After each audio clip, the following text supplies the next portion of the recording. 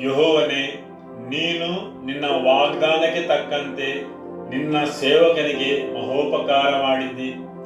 ಉತ್ಕೃಷ್ಟವಾದ ಜ್ಞಾನ ವಿವೇಕಗಳನ್ನು ನನಗೆ ಹೇಳಿಕೊಡು. ನಿನ್ನ ಆಜ್ಞೆಗಳನ್ನು ನಂಬಿಕೊಂಡಿದ್ದೇನಲ್ಲ. ಕಷ್ಟಾನುಭವಕ್ಕಿಂತ ಮುಂಚೆ ತಪ್ಪಿ ಹೋಗುತ್ತಿದ್ದೆನು.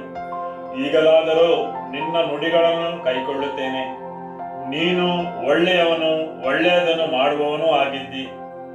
ನಿನ್ನ ನಿಬಂಧನೆಗಳನ್ನು ನನಗೆ ಬೋಧಿಸು. ಗರ್ವಿಷ್ಠರು ನನಗೆ ವಿರೋಧವಾಗಿ ಸುಳ್ಳು ಕಲ್ಪಿಸಿದ್ದಾರೆ. ನಾನಾದರೂ ಪೂರ್ಣ ಮನಸ್ಸಿನಿಂದ ನಿನ್ನ ನಿಯಮಗಳನ್ನು ಕೈಕೊಳ್ಳುವೆನು. ಕೊಬ್ಬಿನಂತೆ ಅವರ ಬುದ್ಧಿ ಮಂದವಾಯಿತು.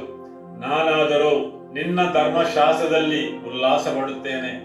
ಕಷ್ಟಾನುಭವವು ಹಿತಕರವಾಯಿತು, ಆದ್ದರಿಂದಲೇ ನಿನ್ನ ನಿಬಂಧನೆಗಳನ್ನು ಕಲಿತೆನು. ನೀನು ಉಸಿರಿದ ಧರ್ಮಶಾಸ್ತ್ರವು ಸಾವಿರಾರು ಚಿನ್ನ ಬೆಳ್ಳಿಯ ನಾಣ್ಯಕ್ಕಿಂತಲೂ ನನಗೆ ಅತಿ ಪ್ರಿಯವಾಗಿವೆ. ಆಮೆನ್. ಹಾಲೆಲೂಯಾ.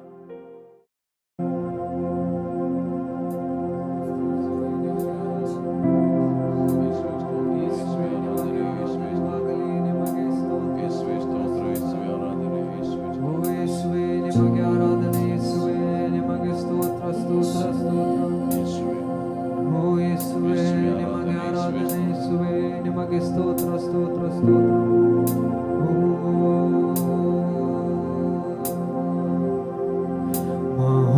ಮಹೋನ್ನತನೇ ನಿನ್ನಾಶ್ರಯದಿ ನಾವಾಸಿಸುವೆನು.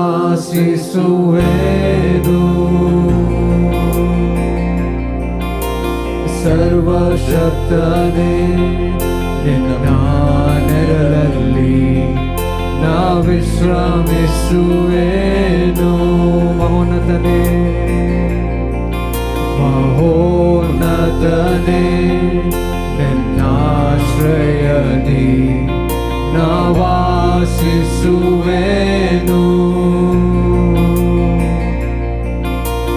ಸರ್ವಶಕ್ತನೇ ನಿನ್ನ ನೆರಳಲ್ಲಿ ನಾ ವಿಶ್ರಮಿಸುವೆನು.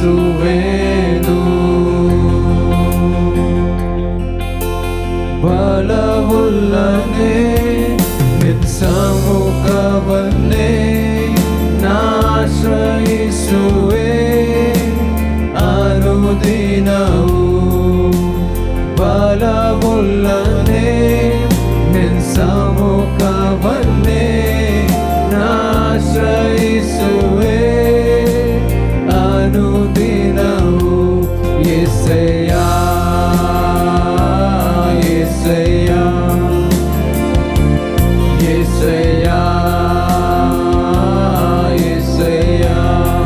ಯೆಹೋವನೇ,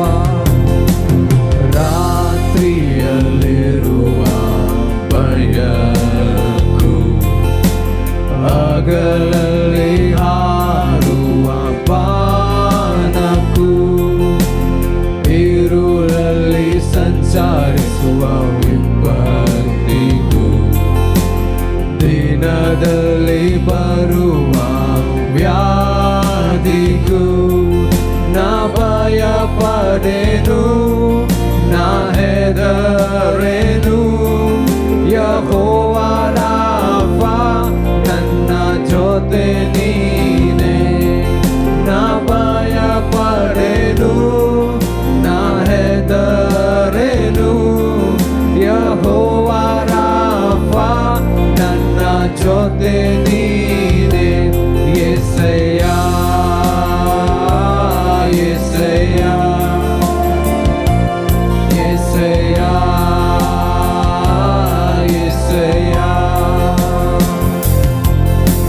ಸಾವಿರ ಜನರು ಸತ್ತು ಬಿದ್ದರು, 10,000 ಜನರು ಸುತ್ತಲಿದ್ದರು. ಅಂಧಕಾರವು ನನ್ನ ಮರೆಸಿದರು, ಮರಣ ಭಯವು ನನ್ನ ಬಾಧಿಸಿದರು. ನಾ ಭಯಪಡೆನು, ನಾ ಹೆದರೆನು.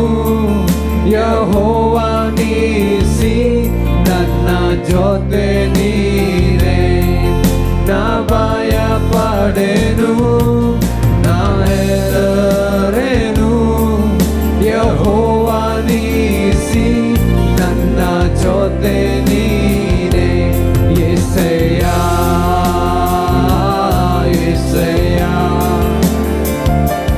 ಯೆಸಯ್ಯ ಯೆಸಯ್ಯ ಯೆಸಯ್ಯ ಯೆಸಯ್ಯ ಯೆಸಯ್ಯ ಯೆಸಯ್ಯ ನಿನ್ನ ಪ್ರೀತಿಸಿದವರನ್ನು ತಪ್ಪಿಸುವಾತನೇ ನಿನ್ನ ಅರಿತವರನ್ನು ಘನಪಡಿಸುವಾತನೇ ನಿನ್ನ ಪ್ರೀತಿಸಿದವರನ್ನು ತಪ್ಪಿಸುವಾತನೇ ನಿನ್ನ ಅರಿತವರನ್ನು ಘನಪಡಿಸುವಾತನೇ ನನ್ನ ಯುದ್ಧವ ಜಯಿಸಿ ಮೇಲಕ್ಕೆತ್ತುವಾತನೇ ಕೃಪೆಯಿಂದ ಕೃಪೆಯನ್ನು ತೋರಿಸುವಾತನೇ ನನ್ನ ಯುದ್ಧವ ಜಯಿಸಿ ಮೇಲಕ್ಕೆತ್ತುವಾತನೇ ಕೃಪೆಯಿಂದ ಕೃಪೆಯನ್ನು ತೋರಿಸುವಾತನೇ ಯೆಸಯ್ಯ ಯೆಸಯ್ಯ ಯೆಸಯ್ಯ ಯೆಸಯ್ಯ ಯೆಸಯ್ಯ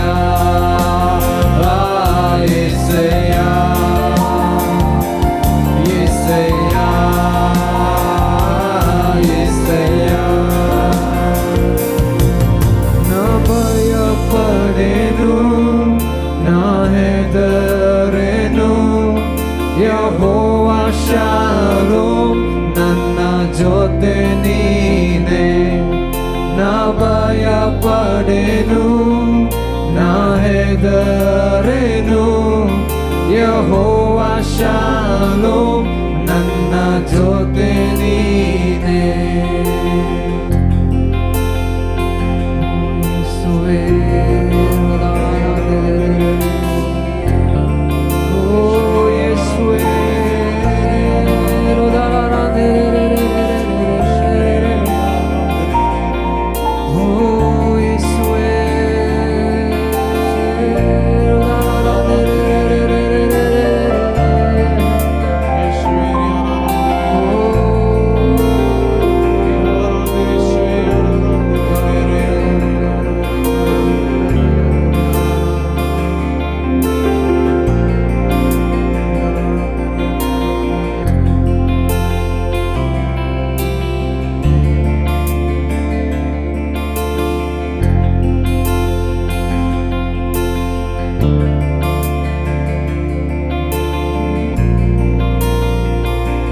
ಸುಂದರನೇ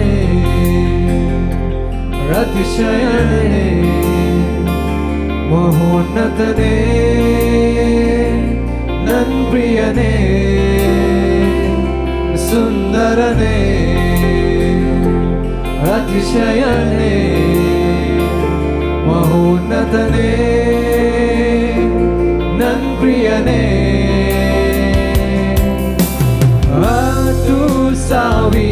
ಸಾವಿರರಲ್ಲಿ ನೀನೇ ಶ್ರೇಷ್ಠ ಪ್ರೀತಿಯ ನಂಗರ್ತನೆ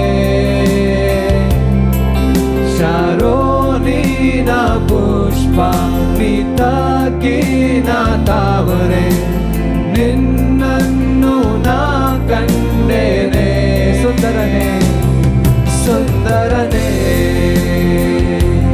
ಅತಿಶಯನೇ ಮಹೋನ್ನತನೇ ನನ್ ಪ್ರಿಯನೇ ಸುಂದರನೇ ಅತಿಶಯನೇ ಮಹೋನ್ನತನೇ ನನ್ ಪ್ರಿಯನೇ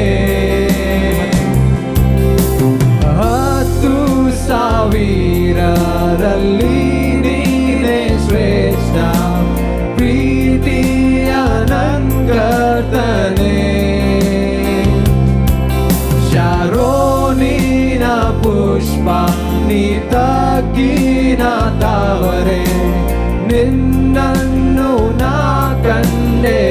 10,000ರಲ್ಲಿ 10,000ರಲ್ಲಿ ನೀನೇ ಶ್ರೇಷ್ಠ ಪ್ರೀತಿಯ ನಂಗತನೆ ಶಾರೋನಿನ ಪುಷ್ಪ ನಿತಕಿನ ತಾವರೆ ನಿನ್ನನ್ನು ನಾ ಕಂಡೇನೆ ಸುಂದರನೇ ಸುಂದರನೇ ಅತಿಶಯನೇ ಮೌನ್ನತನೇ ನನ್ ಪ್ರಿಯನೇ ಸುಂದರನೇ ಅತಿಶಯನೇ ಮೌನ್ನತನೇ ನನ್ ಪ್ರಿಯನೇ ನಿನ್ನ ನೋಡಲು ನೋಡುತ್ತಾ ಪ್ರೀತಿಸಲು ನಾನು ಬಯಸುವೆ ನಿನ್ನ ನೋಡಲು ನೋಡುತ್ತಾ ಪ್ರೀತಿಸಲು ನಾನು ಬಯಸುವೆ ನಿನ್ನ ನೋಡಲು ನಿನ್ನ ನೋಡಲು ನೋಡುತ್ತಾ ಪ್ರೀತಿಸಲು ನಾನು ಬಯಸುವೆ ನಿನ್ನನ್ನು ನೋಡಲು ನೋಡುತ್ತಾ ಪ್ರೀತಿಸಲು ನಾನು ಬಯಸುವೆ ಯೇಸುವೆ ನನ್ ಯೇಸುವೆ ನಿನ್ನ ಹಾಗೆ ಯಾರೂ ಇಲ್ಲ ಯೇಸುವೆ ನನ್ ಯೇಸುವೆ ನಿನ್ನ ಹಾಗೆ ಯಾರೂ ಇಲ್ಲ ಯೇಸುವೆ ನನ್ ಯೇಸುವೆ ನಿನ್ನ ಹಾಗೆ ಯಾರೂ ಇಲ್ಲ ಯೇಸುವೆ ನನ್ ಯೇಸುವೆ ನಿನ್ನ ಹಾಗೆ ಯಾರೂ ಇಲ್ಲ ಸುಂದರನೇ ಸುಂದರನೇ ಅತಿಶಯನೇ ಮಹೋನ್ನತನೇ ನನ್ ಪ್ರಿಯನೇ ಸುಂದರನೇ ಅತಿಶಯನೇ ಮಹೋನ್ನತನೇ ನನ್ ಪ್ರಿಯನೇ ಸುಂದರನೇ ಅತಿಶಯನೇ ಮಹೋನ್ನತನೇ ನನ್ ಪ್ರಿಯನೇ ಸುಂದರನೇ ಅತಿಶಯನೇ ಮಹೋನ್ನತನೇ ನನ್ ಪ್ರಿಯನೇ ನಿನ್ನನ್ನು ನೋಡಲು ನೋಡುತ್ತಾ ಪ್ರೀತಿಸಲು ನಾನು ಬಯಸುವೆ ನಿನ್ನನ್ನು ನೋಡಲು ನೋಡುತ್ತಾ ಪ್ರೀತಿಸಲು ನಾನು ಬಯಸುವೆ ಯೇಸುವೆ ನನ್ ಯೇಸುವೆ ನಿನ್ನ ಹಾಗೆ ಯಾರೂ ಇಲ್ಲ ಯೇಸುವೆ ನನ್ ಯೇಸುವೆ ನಿನ್ನ ಹಾಗೆ ಯಾರೂ ಇಲ್ಲ ಯೇಸುವೆ ನನ್ ಯೇಸುವೆ ನಿನ್ನ ಹಾಗೆ ಯಾರೂ ಇಲ್ಲ ಯೇಸುವೆ ನನ್ ಯೇಸುವೆ ನಿನ್ನ ಹಾಗೆ ಯಾರೂ ಇಲ್ಲ ಸುಂದರನೇ ಅತಿಶಯನೇ ಮಹೋನ್ನತನೇ ನನ್ ಪ್ರಿಯನೇ ಸುಂದರನೇ ಅತಿಶಯನೇ ಮಹೋನ್ನತನೇ ನನ್ ಪ್ರಿಯನೇ.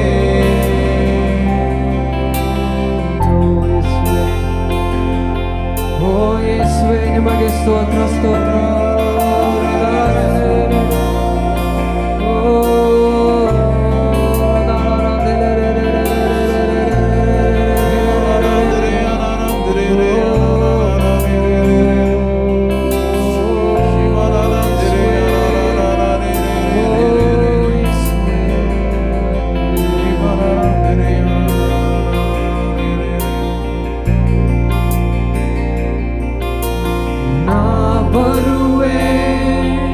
ನಿನ್ನ ಪಾದದ ಬಳಿಗೆ ಯೇಸುವೆ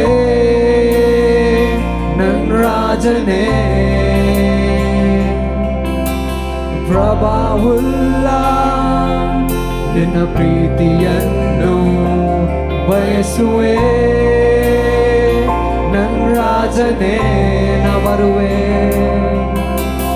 ನಾ ಬರುವೆ ನಿನ್ನ ಪಾದದ ಬಳಿಗೆ ಯೇಸುವೆ ನನ್ನ ರಾಜನೇ, ಪ್ರಭಾವುಲ್ಲ ನಿನ್ನ ಪ್ರೀತಿಯನ್ನು ಬಯಸುವೆ ನನ್ನ ರಾಜನೇ. ನೀ ಪರಿಶುದ್ಧ ಶುದ್ಧ ಶುದ್ಧ, ನೀ ಪರಿಶುದ್ಧ ಶುದ್ಧ ಶುದ್ಧ, ನೀ ಪರಿಶುದ್ಧ ಶುದ್ಧ ಶುದ್ಧ, ನೀ ಮಾತೃವೇ ನೀ ಪರಿಶುದ್ಧ,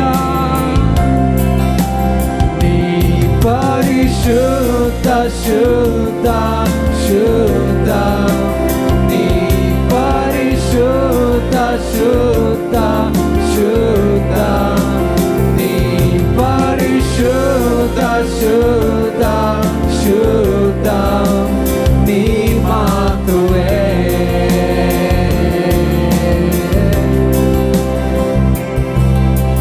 ನಾ ಬರುವೆ ನಿನ್ನ ಪಾದದ ಬಳಿಗೆ ಯೇಸುವೆ ನನ್ನ ರಾಜನೇ,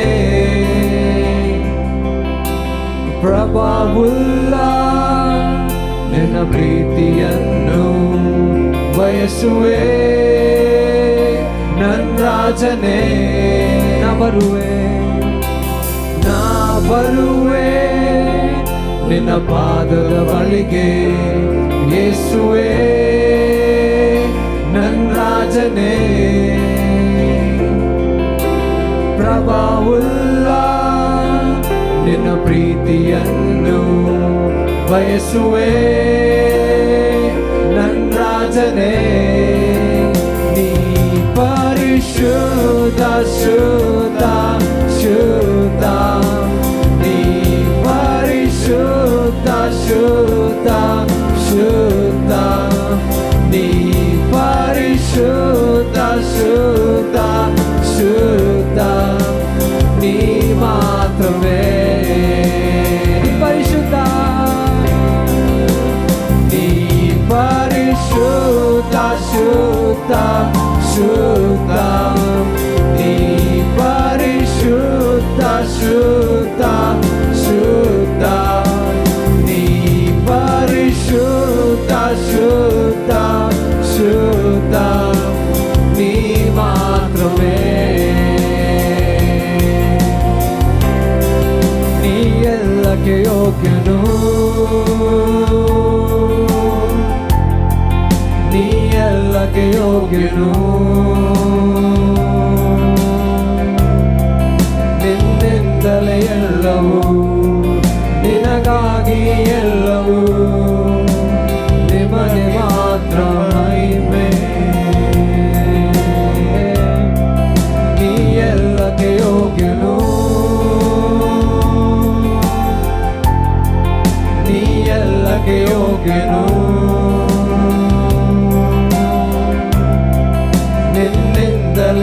ಎಲ್ಲವೂ ನಿನಗಾಗಿಯೇ ಎಲ್ಲವೂ ನಿಮಗೆ ಮಾತ್ರ ಮಹಿಮೆ.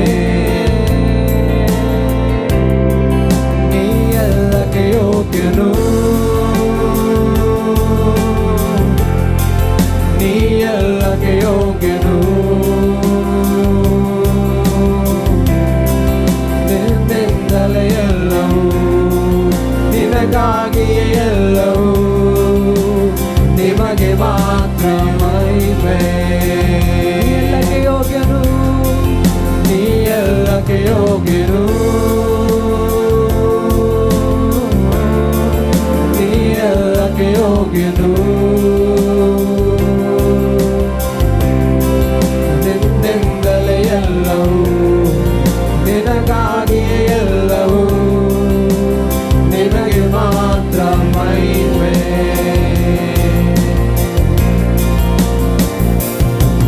ನೀ ಮಾತ್ರ ಸಾಕು, ನೀ ಮಾತ್ರ ಸಾಕು, ನೀ ಮಾತ್ರ ಸಾಕು ನನಗೆ. ನೀ ಮಾತ್ರ ಸಾಕು, ನೀ ಮಾತ್ರ ಸಾಕು, ನೀ ಮಾತ್ರ ಸಾಕು ನನಗೆ. ನೀ ಮಾತ್ರ ಸಾಕು, ನೀ ಮಾತ್ರ ಸಾಕು, ನೀ ಮಾತ್ರ ಸಾಕು ನನಗೆ. ನೀ ಸಾಕೆ ನನಗೆ, ನೀ ಸಾಕೆ ನನಗೆ, ನೀ ಸಾಕೆ ನನಗೆ ಯೇಸುವೇ. ನೀ ಸಾಕೆ ನನಗೆ, ನೀ ಸಾಕೆ ನನಗೆ, ನೀ ಸಾಕೆ ನನಗೆ ಯೇಸುವೇ. ನೀ ಸಾಕೆ ನನಗೆ, ನೀ ಸಾಕೆ ನನಗೆ, ನೀ ಸಾಕೆ ನನಗೆ ಯೇಸುವೇ.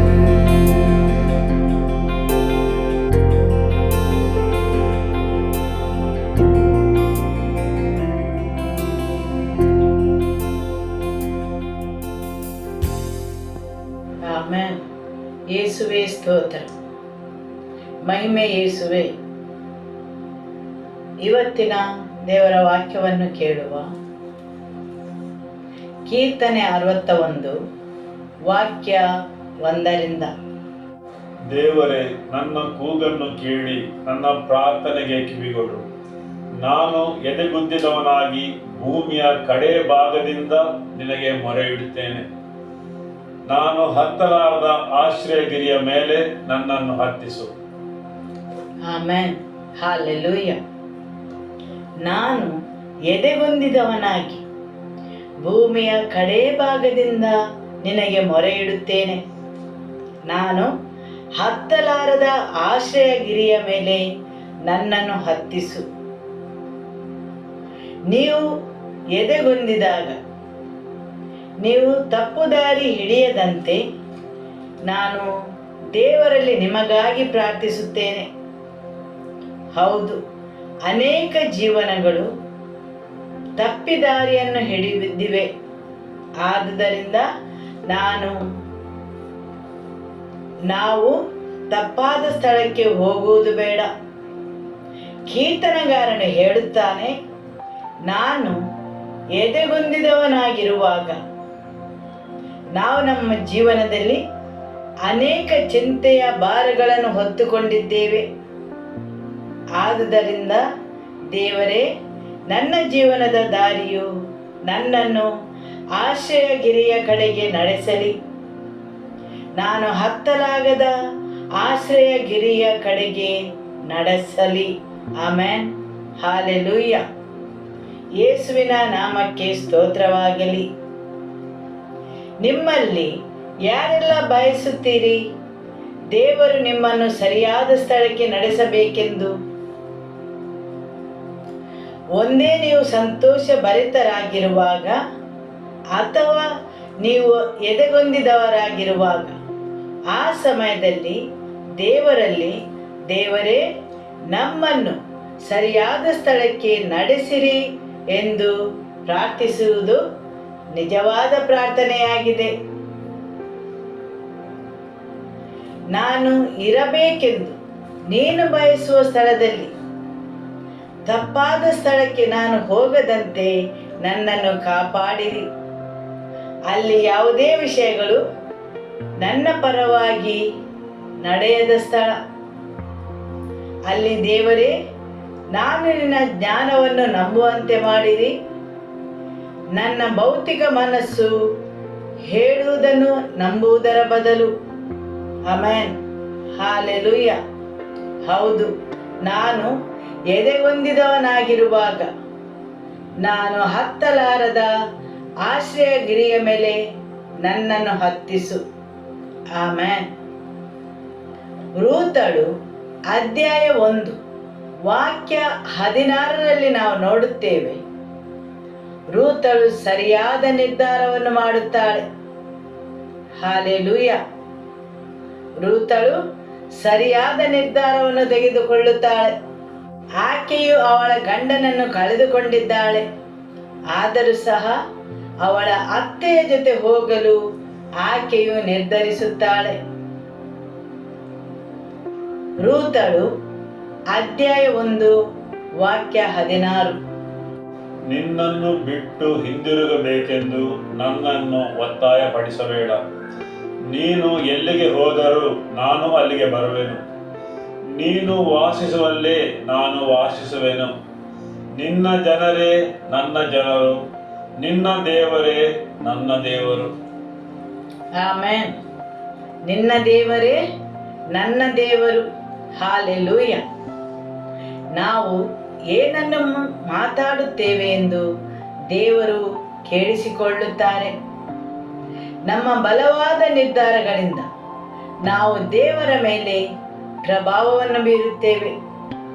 ಹೌದು, ಇಲ್ಲಿ ಇವತ್ತು ಕೆಲವರು ಪ್ರಾರ್ಥನಾ ಕೂಟಕ್ಕೆ ಬರಲು ಬಲವಾದ ನಿರ್ಧಾರವನ್ನು ತೆಗೆದುಕೊಂಡಿದ್ದಾರೆ. ಸ್ವರ್ಗಲೋಕವು ಅದನ್ನು ಗುರುತಿಸಿಕೊಂಡಿದೆ. ಹಾಲೆಲೂಯ. ಆಮೆನ್.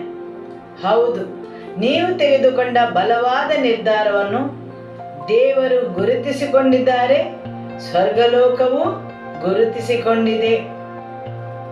ರೂತಳು ಸರಿಯಾದ ನಿರ್ಧಾರವನ್ನು ತೆಗೆದುಕೊಂಡಿದ್ದಾಳೆ. ಅವಳಲ್ಲಿ ಬೇಕಾದಷ್ಟು ಹಣವಿತ್ತೆ? ಇಲ್ಲ. ಆಕೆಯು ಅವಳ ಗಂಡನನ್ನು ಕಳೆದುಕೊಂಡಿದ್ದಾಳೆ ಮತ್ತು ಆಕೆಯ ಅತ್ತೆ ಸಹ ವಿಧವೆಯಾಗಿದ್ದಾಳೆ. ಆದರೆ ರೂತಳು ಹೇಳುತ್ತಾಳೆ, ನಿನ್ನ ಜನರೇ ನನ್ನ ಜನರು, ನಿನ್ನ ದೇವರೇ ನನ್ನ ದೇವರು. ಆಮೆನ್. ಹಾಲೆಲೂಯ. ಹೋದ ವಾರ ಪಾಸ್ಟರ್ ಅವರು ಹೇಳಿದರು, ಆಕೆಯು ಅವಳಿಗೆ ಪರಿಚಿತವಾದುದೆಲ್ಲವನ್ನು ಬಿಟ್ಟು ಬಂದಳೆಂದು, ಅವಳ ಎಲ್ಲ ಸಂಬಂಧಿಕರನ್ನು. ಹೌದು, ಕೆಲವು ಸಲ ನಾನು ಭಾವಿಸುತ್ತೇನೆ, ಆಕೆಯು ಅಂಥ ನಿರ್ಧಾರವನ್ನು ಹೇಗೆ ತೆಗೆದುಕೊಂಡಳೆಂದು. ಆದುದರಿಂದ ನಾನು ಭಾವಿಸುತ್ತೇನೆ, ಇವತ್ತು ನಮ್ಮಲ್ಲಿ ಕೆಲವರು ಕೆಲವೊಂದು ನಿರ್ಧಾರಗಳನ್ನು ತೆಗೆದುಕೊಳ್ಳಬೇಕಾಗಿದೆ. ಆಮೆನ್. 1 ಸಾಮುವೇಲನು ಅಧ್ಯಾಯ 22 ವಾಕ್ಯ 1 ಮತ್ತು 2. ದಾವೀದನು ಅಲ್ಲಿಂದ ತಪ್ಪಿಸಿಕೊಂಡು ಅದುಲ್ಲಾಮೆಂಬ ಗವಿಗೆ ಹೋದನು. ಈ ವರ್ತಮಾನವು ಅವನ ಅಣ್ಣಂದಿರಿಗೂ ಬೇರೆ ಎಲ್ಲ ಸಂಬಂಧಿಕರಿಗೂ ಮುಟ್ಟಲಾಗಿ ಅವರು ಬಂದು ಅವನನ್ನು ಸೇರಿಕೊಂಡರು. ಇದಲ್ಲದೆ ಕುಗ್ಗಿದವರು, ಸಾಲಗಾರರು, ಮನನೊಂದವರೂ ಆಗಿರುವ ಸರ್ವ ಜನರು ಬಂದು ಅವನನ್ನು ಆಶ್ರಯಿಸಿಕೊಳ್ಳಲು ಅವನು ಸುಮಾರು 400 ಜನರಿಗೆ ನಾಯಕನಾದನು. ಆಮೆನ್. ಇದಲ್ಲದೆ ಕುಗ್ಗಿದವರು, ಸಾಲಗಾರರು, ಮನನೊಂದವರು ಆಗಿರುವ ಸರ್ವ ಜನರು ಬಂದು ಅವನನ್ನು ಆಶ್ರಯಿಸಿಕೊಳ್ಳಲು ಅವನು ಸುಮಾರು 400 ಜನರಿಗೆ ನಾಯಕನಾದನು. ದಾವೀದನು ಅರಸನಾಗಿ ಅಭಿಷೇಕಿಸಲ್ಪಟ್ಟನು. ಆದರೆ ಅವನಿಗೆ ರಾಜ್ಯವು ತಕ್ಷಣವೇ ಸಿಕ್ಕಿತೆ? ಇಲ್ಲ, ಅವನು ಅರಮನೆಗೆ ಬರಲಿಲ್ಲ. ಅವರು ಭಾವಿಸಿದರು, ದೇವರು ಅಭಿಷೇಕಿಸಲ್ಪಟ್ಟ ಮನುಷ್ಯನು ನಮ್ಮೊಂದಿಗೆ ಇದ್ದಾನೆ, ಅದೇ ನಮಗೆ ಸಾಕು ಎಂದು. ಹೌದು, ಅವರಲ್ಲಿ ಸಾಲಗಾರರು, ಮನನೊಂದವರು, ಸರ್ವಜನರು ಅಭಿಷೇಕಿಸಲ್ಪಟ್ಟವನ ಬಳಿಗೆ ಬಂದರು. ಆಮೆನ್. ಅವರು ಅಭಿಷೇಕಿಸಲ್ಪಟ್ಟವನ ಬಳಿಗೆ ಬಂದರು. ಅವರು ದಾವೀದನ ಮೇಲೆ ಇದ್ದ ಅಭಿಷೇಕವನ್ನು ಗುರುತಿಸಿಕೊಂಡರು. ದೇವರ ಅಭಿಷೇಕವು ದಾವೀದನ ಮೇಲೆ ಇತ್ತು. ಜನರು ಇಡುವ ರಾಜನ ಕಿರೀಟವು ದಾವೀದನ ತಲೆಯ ಮೇಲೆ ಇರಲಿಲ್ಲ. ಅದನ್ನು ಅಲ್ಲಿಯವರೆಗೆ ಸೌಲನೇ ಹೊಂದಿಕೊಂಡಿದ್ದನು. ಆದರೆ ಜನರು ದಾವೀದನ ಮೇಲಿದ್ದ ಅಭಿಷೇಕವನ್ನು ಗುರುತಿಸಿಕೊಂಡಿದ್ದರು ಮತ್ತು ಆ ಜನರು ನಿರ್ಧಾರವನ್ನು ತೆಗೆದುಕೊಂಡರು. ದೇವರು ಅಭಿಷೇಕಿಸಿದ ಮನುಷ್ಯನ ಜೊತೆ ಇರುವುದಾಗಿ. ಆಮೆನ್. ಮತ್ತು ದಾವೀದನು ಅವರಿಗೆ ನಾಯಕನಾದನು. ಹಾಲೆಲೂಯ. ಮತ್ತು ಈ 400 ಜನರು ಶೂರರಾದ ರಣವೀರರಾದರು. ಈ 400 ಜನರನ್ನು ದೇವರು ಪರಿವರ್ತನೆಗೊಳಿಸಿದರು. ಯಾಕೆಂದರೆ ದಾವೀದನ ಮೇಲಿದ್ದ ಅಭಿಷೇಕವನ್ನು ಅವರು ಗುರುತಿಸಿಕೊಂಡರು. ಕೆಲವು ವಾರಗಳ ಹಿಂದೆ ನಮ್ಮ ಪಾಸ್ಟರ್ ಅವರು ಹೇಳಿದ್ದನ್ನು ನಾವು ಕೇಳಿಸಿಕೊಂಡಿದ್ದೇವೆ. ಹೌದು, ನಾವು ತೆಗೆದುಕೊಂಡ ಕೆಲವೊಂದು ನಿರ್ಧಾರಗಳು ಆತ್ಮಿಕ ವಲಯದಲ್ಲಿ ಪ್ರಚೋದನೆಯನ್ನು ಉಂಟು ಮಾಡುತ್ತವೆ ಎಂದು. ಸರಿಯಲ್ಲವೇ? ಆಮೆನ್. ಹೌದು, ಈ ಜನರು ಆ ನಿರ್ಧಾರವನ್ನು ತೆಗೆದುಕೊಂಡರು. ಅಭಿಷೇಕಿಸಲ್ಪಟ್ಟ ರಾಜನ ಜೊತೆಗೆ ನಿಲ್ಲಲು ಈ ಜನರು ನಿರ್ಧಾರವನ್ನು ಮಾಡಿದರು. ದಾವೀದನು ಯಾರಿಂದ ಅಭಿಷೇಕಿಸಲ್ಪಟ್ಟವನು? ದೇವರಿಂದ ಅಭಿಷೇಕಿಸಲ್ಪಟ್ಟವನು. ಮತ್ತೆ ಏನಾಯಿತು? ಈ ಜನರನ್ನು ದೇವರು ಅಸಂತುಷ್ಟರಾಗಿದ್ದ, ಸಾಲಗಾರರಾಗಿದ್ದ ಈ ಜನರನ್ನು ದೇವರು ರಣವೀರರನ್ನಾಗಿ ಪರಿವರ್ತಿಸಿದರು. ದಾವೀದನ ಬಲವಾದ ರಣವೀರರೆಂದು ಬೈಬಲ್ ಅವರನ್ನು ಗುರುತಿಸಿಕೊಂಡಿದೆ. ಆಮೆನ್. ಹಾಲೆಲೂಯ. ಸಾಮುವೇಲನು 2 ಸಾಮುವೇಲನು ಅಧ್ಯಾಯ 23 ವಾಕ್ಯ 8. ಈ ಇಡೀ ಅಧ್ಯಾಯವನ್ನು ಸ್ವರ್ಗಲೋಕವು ಈ ರಣವೀರರಿಗೆ ಸಮರ್ಪಿಸಿದೆ.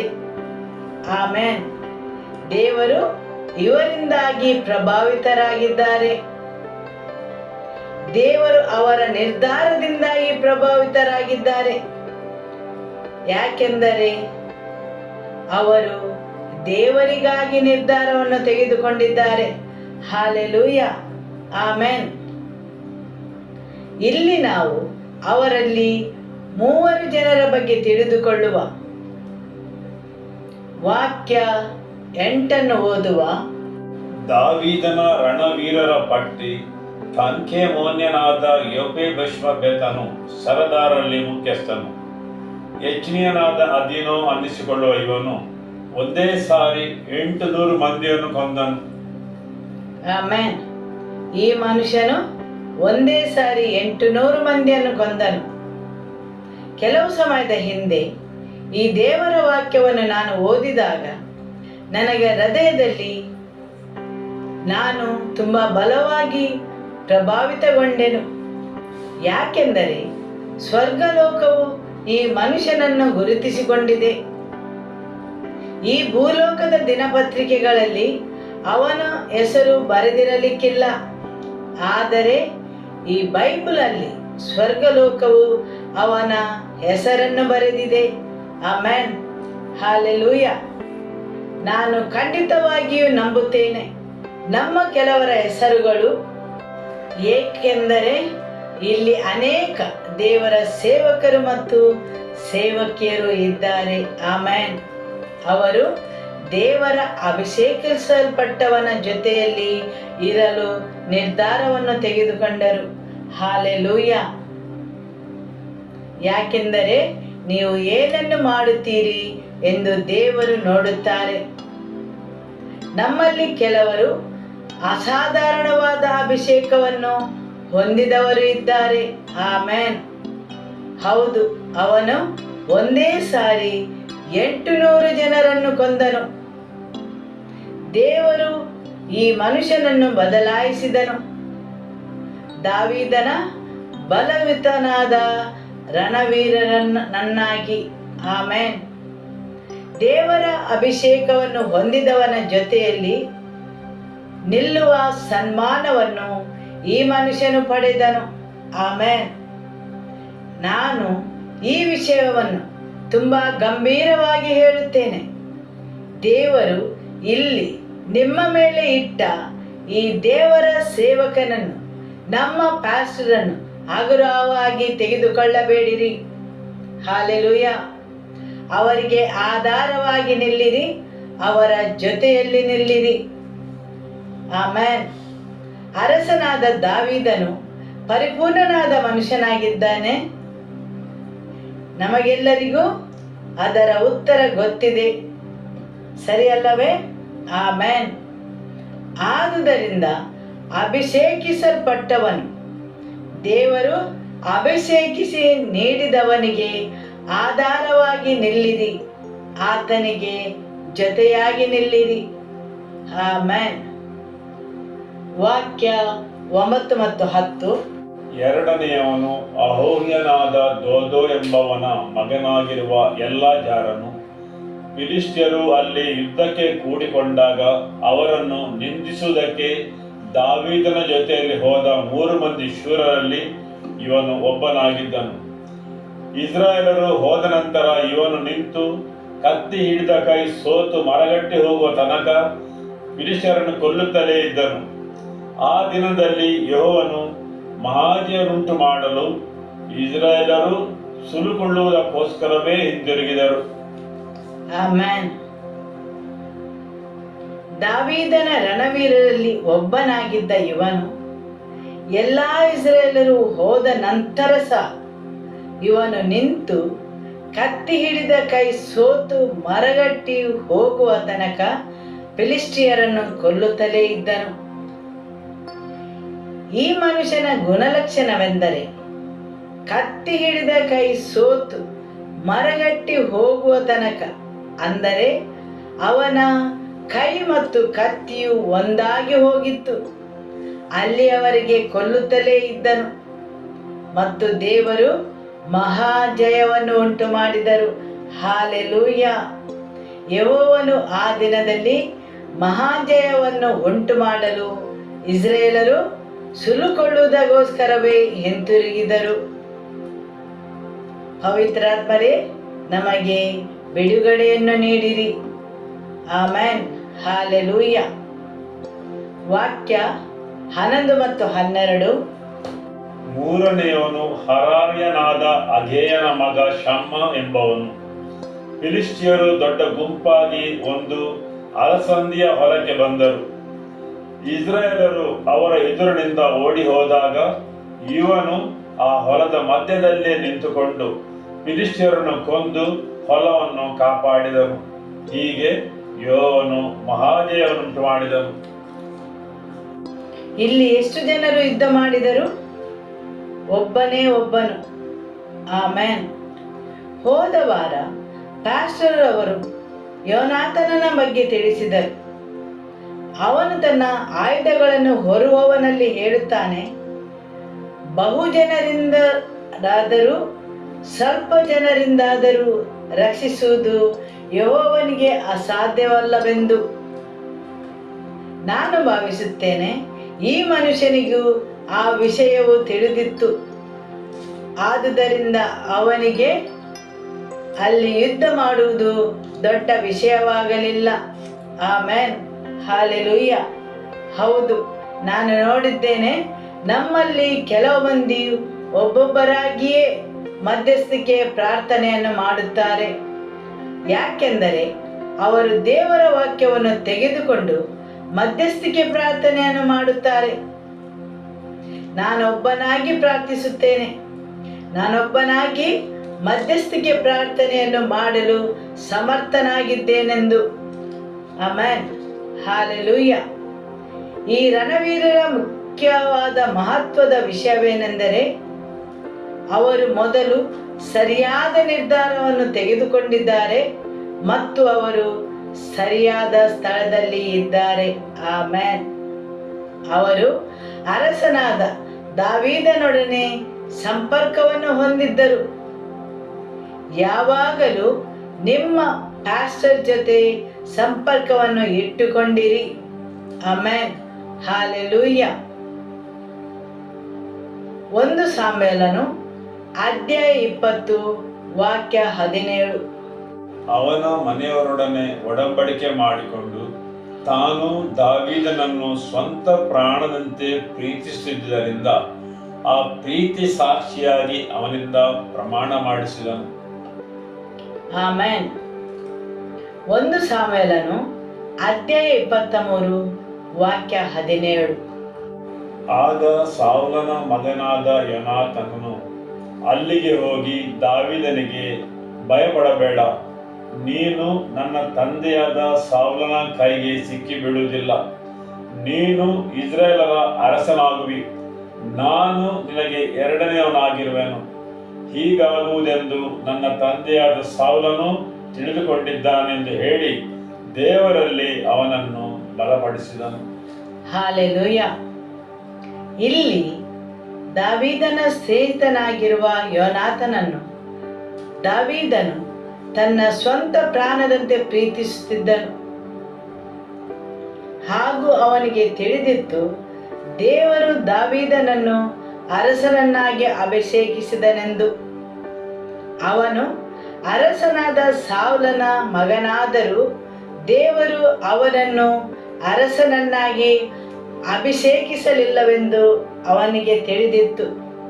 ಮತ್ತು ಹೋದ ವಾರ ಪಾಸ್ಟರ್ ಅವರು ಹೇಳಿದರು, ಯೋನಾತನನು ಕೆಲವೊಂದು ಕಾರಣಗಳಿಗಾಗಿ ಅಭಿಷೇಕಿಸಲ್ಪಟ್ಟವನ ಜೊತೆಯಲ್ಲಿ ಉಳಿಯಲಿಲ್ಲ.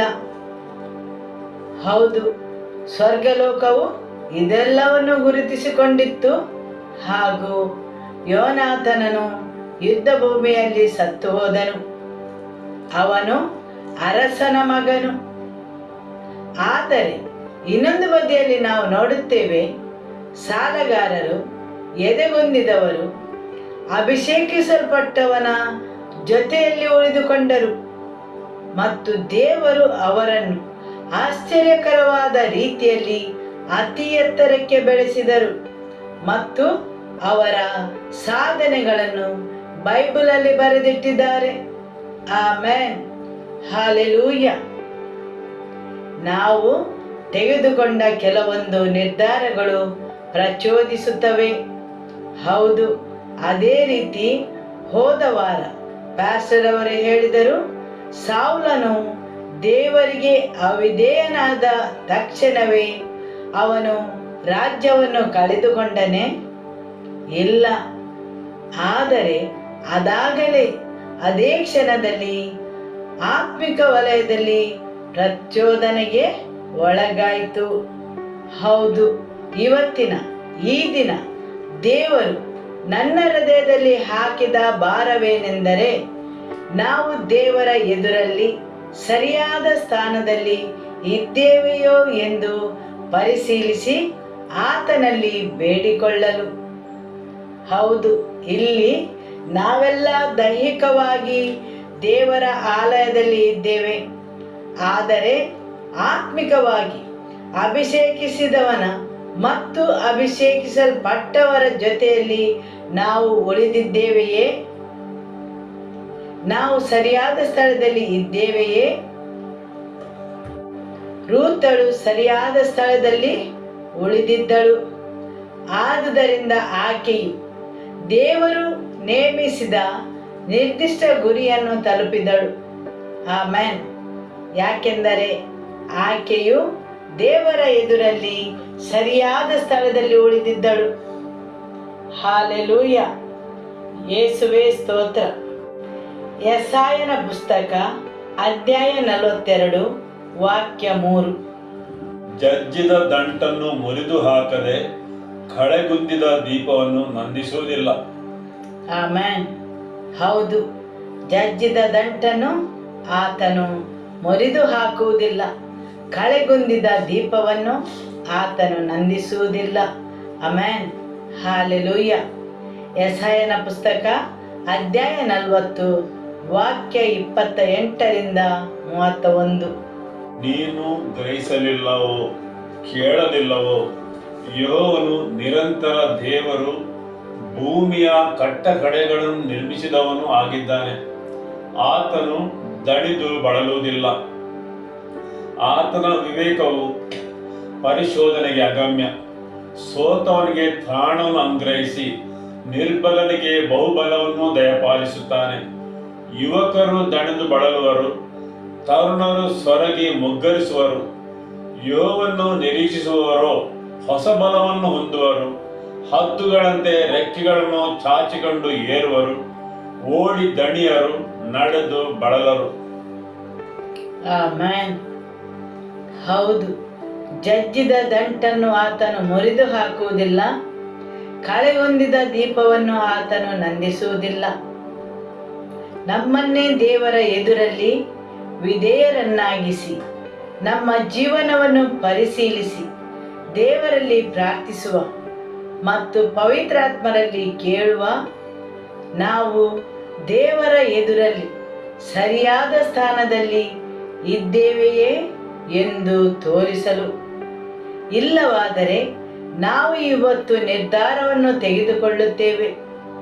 ಸರಿಯಾದ ಸ್ಥಳವನ್ನು ಆರಿಸಿಕೊಂಡು ಅಲ್ಲಿಯೇ ಉಳಿಯಲು ಮತ್ತು ಅಭಿಷೇಕಿಸಲ್ಪಟ್ಟವನ ಜೊತೆಯಲ್ಲಿ ನಿಲ್ಲಲು. ಪುನಃ ಒಮ್ಮೆ ಯೇಸು ಕ್ರಿಸ್ತನಲ್ಲಿ ಆತನ ಜೊತೆಯಲ್ಲಿ ಸಂಪರ್ಕವನ್ನು ಇಡಲು. ಆಮೆನ್. ಹಾಲೆಲೂಯ. ಯೇಸುವೇ ಸ್ತೋತ್ರ. ನಾನಿವತ್ತು ದೇವರಿಗೆ ಸ್ತೋತ್ರವನ್ನು ಸಲ್ಲಿಸುತ್ತೇನೆ. ಆತನು ಒಂದೇ ವಿಷಯವನ್ನು ನಮ್ಮ ಹೃದಯದಲ್ಲಿ ಹಾಕಿದ್ದಾನೆ. ನೀವು ತಂದೆಯ ಮನೆಯನ್ನು ಹಿಂಬಾಲಿಸುವುದಾದರೆ ಆತನು ನಿಮ್ಮ ಹೃದಯದಲ್ಲಿ ಒಳ್ಳೆಯ ವಿಷಯವನ್ನು ಹಾಕಿರುತ್ತಾನೆ. ಆಮೆನ್. ಹಾಲೆಲೂಯ. ಹೋದ ವಾರ ರೂತಳ ಪುಸ್ತಕದಿಂದ ನಾವು ತುಂಬಾ ಪ್ರಬಲವಾದ ಸುವಾರ್ತೆಯನ್ನು ಕೇಳಿದೆವು, ಸರಿಯಲ್ಲವೇ? ಆಮೆನ್. ನ್ಯಾಯಸ್ಥಾಪಕರು ಅಧ್ಯಾಯ 21 ವಾಕ್ಯ 25ರಲ್ಲಿ ಆ ಕಾಲದಲ್ಲಿ ಇಸ್ರಾಯೇಲರೊಳಗೆ ಅರಸನಿರಲಿಲ್ಲ, ಪ್ರತಿಯೊಬ್ಬನು ತನ್ನ ಮನಸ್ಸಿಗೆ ಬಂದಂತೆ ನಡೆಯುತ್ತಿದ್ದನು. ಹೌದು, ನಿಮ್ಮ ಜೀವನದಲ್ಲಿ ಅರಸನಿಲ್ಲವಾದರೆ, ನಿಮ್ಮ ಜೀವನದಲ್ಲಿ ಯೇಸು ಕ್ರಿಸ್ತನು ನಿಮ್ಮ ಸ್ವಾಮಿಯಾಗಿಯೂ ನಿಮ್ಮ ಅರಸನಾಗಿಯೂ ಇಲ್ಲವಾದರೆ, ನಿಮ್ಮ ದೃಷ್ಟಿಯಲ್ಲಿ ಏನು ಸರಿ ಕಾಣುತ್ತದೆಯೋ ಅದನ್ನೇ ನೀವು ಮಾಡುತ್ತೀರಿ. ಆಮೆನ್. ದೇವರು ನಮಗೆ ಇವತ್ತು ಬಿಡುಗಡೆಯನ್ನು ನೀಡಲಿ, ಆತನನ್ನು ಹಿಂಬಾಲಿಸಲು ಮತ್ತು ಆತನ ಇಚ್ಛೆಯಂತೆ ನಡೆಯಲು. ಹಾಲೆಲೂಯ. ಯಾರೆಲ್ಲ ಒಪ್ಪಿಕೊಳ್ಳುತ್ತೀರಿ ನಮಗೆಲ್ಲರಿಗೂ ಒಂದೇ ಒಂದು ಜೀವನ ಇದೆ ಎಂದು? ಯಾರೆಲ್ಲ ಬಯಸುತ್ತೀರಿ ಆ ಜೀವನವನ್ನು ಒಳ್ಳೆಯ ರೀತಿಯಲ್ಲಿ ಜೀವಿಸಲು ಯೇಸುವಿನ ಇಚ್ಛೆಯಂತೆ? ಯಾರೆಲ್ಲ ಅದನ್ನು ಒಳ್ಳೆಯ ರೀತಿಯಲ್ಲಿ ಸಂಪೂರ್ಣಗೊಳಿಸಲು ಬಯಸುತ್ತೀರಿ? ಆದುದರಿಂದ ಅದಕ್ಕಾಗಿ ನೀವು ನಿರ್ಧಾರವನ್ನು ತೆಗೆದುಕೊಳ್ಳಬೇಕು. ಆದುದರಿಂದ ಇವತ್ತು ಪವಿತ್ರಾತ್ಮರು ಹೇಳುತ್ತಾರೆ, ನಿರ್ಧಾರ, ನಿರ್ಧಾರ ಮತ್ತು ನಿರ್ಧಾರ. ಆಮೆನ್. ಹಾಲೆಲೂಯ. ಆ ನಿರ್ಧಾರಗಳನ್ನು ದೇವರು ನಿಮಗಾಗಿ ಮಾಡುವುದಿಲ್ಲ, ಆದರೆ ನಿಮಗೋಸ್ಕರ ನೀವಾಗಿ ಆ ನಿರ್ಧಾರಗಳನ್ನು ತೆಗೆದುಕೊಳ್ಳಬೇಕು ದೇವರ ವಾಕ್ಯದ ಪ್ರಕಾರ. Hallelujah, amen. ರೂತಳು ಅಧ್ಯಾಯ 1 ವಾಕ್ಯ 6. ಯೆಹೋವನು ತನ್ನ ಜನರನ್ನು ಕಟಾಕ್ಷಿಸಿ ಅವರಿಗೆ ಆಹಾರವನ್ನು ಅನುಗ್ರಹಿಸಿದನೆಂಬ ವರ್ತಮಾನವನ್ನು ಕೇಳಿದ ನವೋಮಿಯು ಮೋವಾಬ್ ದೇಶದಿಂದ ಸ್ವದೇಶಕ್ಕೆ ಹೋಗಬೇಕೆಂದು ಸೊಸೆಯವರೊಡನೆ ಹೊರಟಳು. ಆಮೆನ್. ಯಾವಾಗ ನವೋಮಿಯು ಹಿಂತಿರುಗಲು ಎದ್ದಳು, ಆಕೆಯೊಡನೆ ಇದ್ದವರು ಬೇರೆ ಇಬ್ಬರು ಅವಳ ಜೊತೆಯಲ್ಲಿ ಹಿಂತಿರುಗಲು ಎದ್ದರು. ನವೋಮಿಯ ಜೊತೆ ಹಿಂತಿರುಗಲು ರೂತಳು ನಿರ್ಧರಿಸಿದಳು. ವಾಕ್ಯ 7ರಲ್ಲಿ ಹೇಳಿದೆ, ಆಕೆಯು ಇಬ್ಬರು ಸೊಸೆಯರೊಡನೆ ತಾನಿದ್ದ ಸ್ಥಳದಿಂದ ಯೆಹೂದ ದೇಶಕ್ಕೆ ಹೊರಟಳು. ಆಮೆನ್. ನನ್ನ ಜೊತೆಯಲ್ಲಿ ಹೇಳಿ, ಆಕೆಯ ಜೊತೆಯಲ್ಲಿ. ಮತ್ತು ಯಹೂದದ ದೇಶಕ್ಕೆ ಹೋಗುವ ದಾರಿಯಲ್ಲಿ ಅವರು ಹೊರಟರು.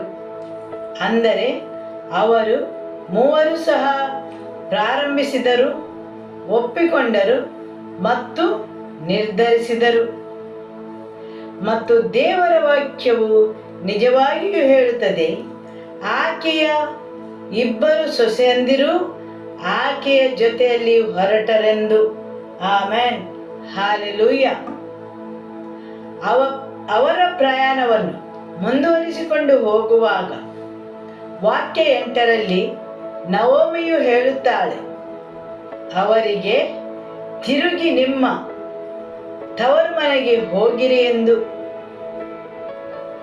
ಇಲ್ಲಿ ಯಾಕೆ ತವರು ಮನೆ ಅಂತ ಹೇಳಿದ್ದಾರೆ? ಯಾಕೆ ತಂದೆ ಮನೆ ಎಂದು ಹೇಳಲಿಲ್ಲ?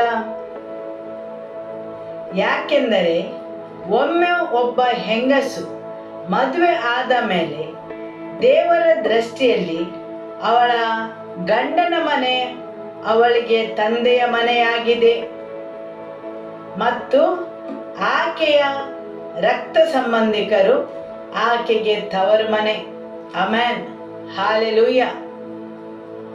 ನವೋಮಿಯು ಸರಿಯಾದ ತಿಳುವಳಿಕೆ ಉಳ್ಳವಳಾಗಿದ್ದಳು. ಆದುದರಿಂದ ಆಕೆಯು ನಿಮ್ಮ ತಂದೆ ಮನೆಗೆ ಹಿಂತಿರುಗಿರಿ ಎಂದು ಹೇಳಲಿಲ್ಲ. ಆದರೆ ಆಕೆಯು ಹೇಳಿದಳು, ನಿಮ್ಮ ತವರು ಮನೆಗೆ ಹಿಂತಿರುಗಿರಿ ಎಂದು. ಹಾಲೆಲೂಯ.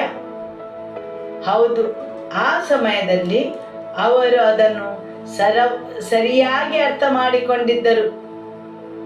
ಆದರೆ ನಮಗೆ ನಮ್ಮ ಸಂಸ್ಕೃತಿಯು ಸರಿಯಾಗಿ ತಿಳಿದಿಲ್ಲ, ಸರಿಯಲ್ಲವೇ? ಆಮೆನ್. ಹೌದು, ನಮ್ಮೆಲ್ಲರ ಹೃದಯದಲ್ಲಿ ಕೆಲವೊಂದು ವಿಷಯಗಳಿವೆ. ತವರು ಮನೆಯನ್ನು ಹಿಂಬಾಲಿಸಲು ಅಥವಾ ತಂದೆಯ ಮನೆಯನ್ನು ಹಿಂಬಾಲಿಸಲು. ತವರು ಮನೆಯ ಸಂಕೇತವೆಂದರೆ ನಾವು ಈ ಲೌಕಿಕ ವಿಷಯಗಳಿಗೆ ಹೊಂದಿಕೊಂಡಿರುವುದನ್ನು, ನಿಮ್ಮ ರಕ್ತ ಸಂಬಂಧಿಕರು ಮತ್ತು ಲೌಕಿಕವಾದ ಬಂಧನಗಳು. ಹಾಗೂ ತಂದೆಯ ಮನೆಯ ಸಂಕೇತವೇನೆಂದರೆ ಅಲ್ಲಿರುವ ಎಲ್ಲ ವಿಷಯಗಳು ಆತ್ಮಿಕವಾದವುಗಳು. ಆಮೆನ್. ನೀವು ಏನಾಗಬೇಕೆಂದು ದೇವರು ಬಯಸುವ ವಿಷಯಗಳಿರುವ ಸ್ಥಳ, ನಿಮ್ಮ ನಿರ್ದಿಷ್ಟ ಸ್ಥಾನ. ಹಾಲೆಲೂಯ. 14ನೆಯ ವಾಕ್ಯದಲ್ಲಿ ಹೇಳಿದೆ, ಅವರು ತಿರುಗಿ ಗಟ್ಟಿಯಾಗಿ ಅತ್ತರು. ನಿಮ್ಮ ಜೀವನದಲ್ಲಿ ನೀವು ಅತ್ತರೆ ಮಾತ್ರ ಸಾಕಾಗುವುದಿಲ್ಲ, ಹಾಗೂ ಸ್ವಲ್ಪ ದಾರಿ ಮುಂದುವರಿದು ಹೋಗಿ ಮಾಡಿದ ವಿಷಯಗಳು ನೀವು ಅಳುವಂತೆ ಮಾಡುತ್ತವೆ. ಹೌದು, ನೀವು ತೆಗೆದುಕೊಂಡ ನಿರ್ಧಾರಗಳು ಖಂಡಿತವಾಗಿಯೂ ಕಠಿಣವಾಗಿರಬಹುದು. ಅವುಗಳು ನೀವು ಅಳುವಂತೆ ಮಾಡಬಹುದು. ಆದರೂ ಸಹ ಅದು ಸಾಕಾಗುವುದಿಲ್ಲ. ಹಾಲೆಲೂಯ. ದೇವರ ವಾಕ್ಯವು ಹೇಳುತ್ತದೆ, ಓರ್ಫಳು ಅತ್ತೆಯನ್ನು ಮುದ್ದಿಟ್ಟು ಹೊರಟು ಹೋದಳು. ರೂತಳಾದರೂ ಅತ್ತೆಯನ್ನೇ ಅಂಟಿಕೊಂಡಳು. ಹೌದು, ನೀವು ನಿಮ್ಮ ಜೀವನದಲ್ಲಿ 2 ವಿಷಯಗಳನ್ನು ಮಾಡಬಹುದು. ಒಂದು ಮುತ್ತನ್ನು ನೀಡಿ ಹಿಂತಿರುಗಿ ಹೋಗಬಹುದು, ಅಥವಾ ನೀವು ಅಂಟಿಕೊಂಡು ಹಿಂತಿರುಗದೇ ಇರುವುದು ಸರಿಯಲ್ಲವೇ? ಹೌದು.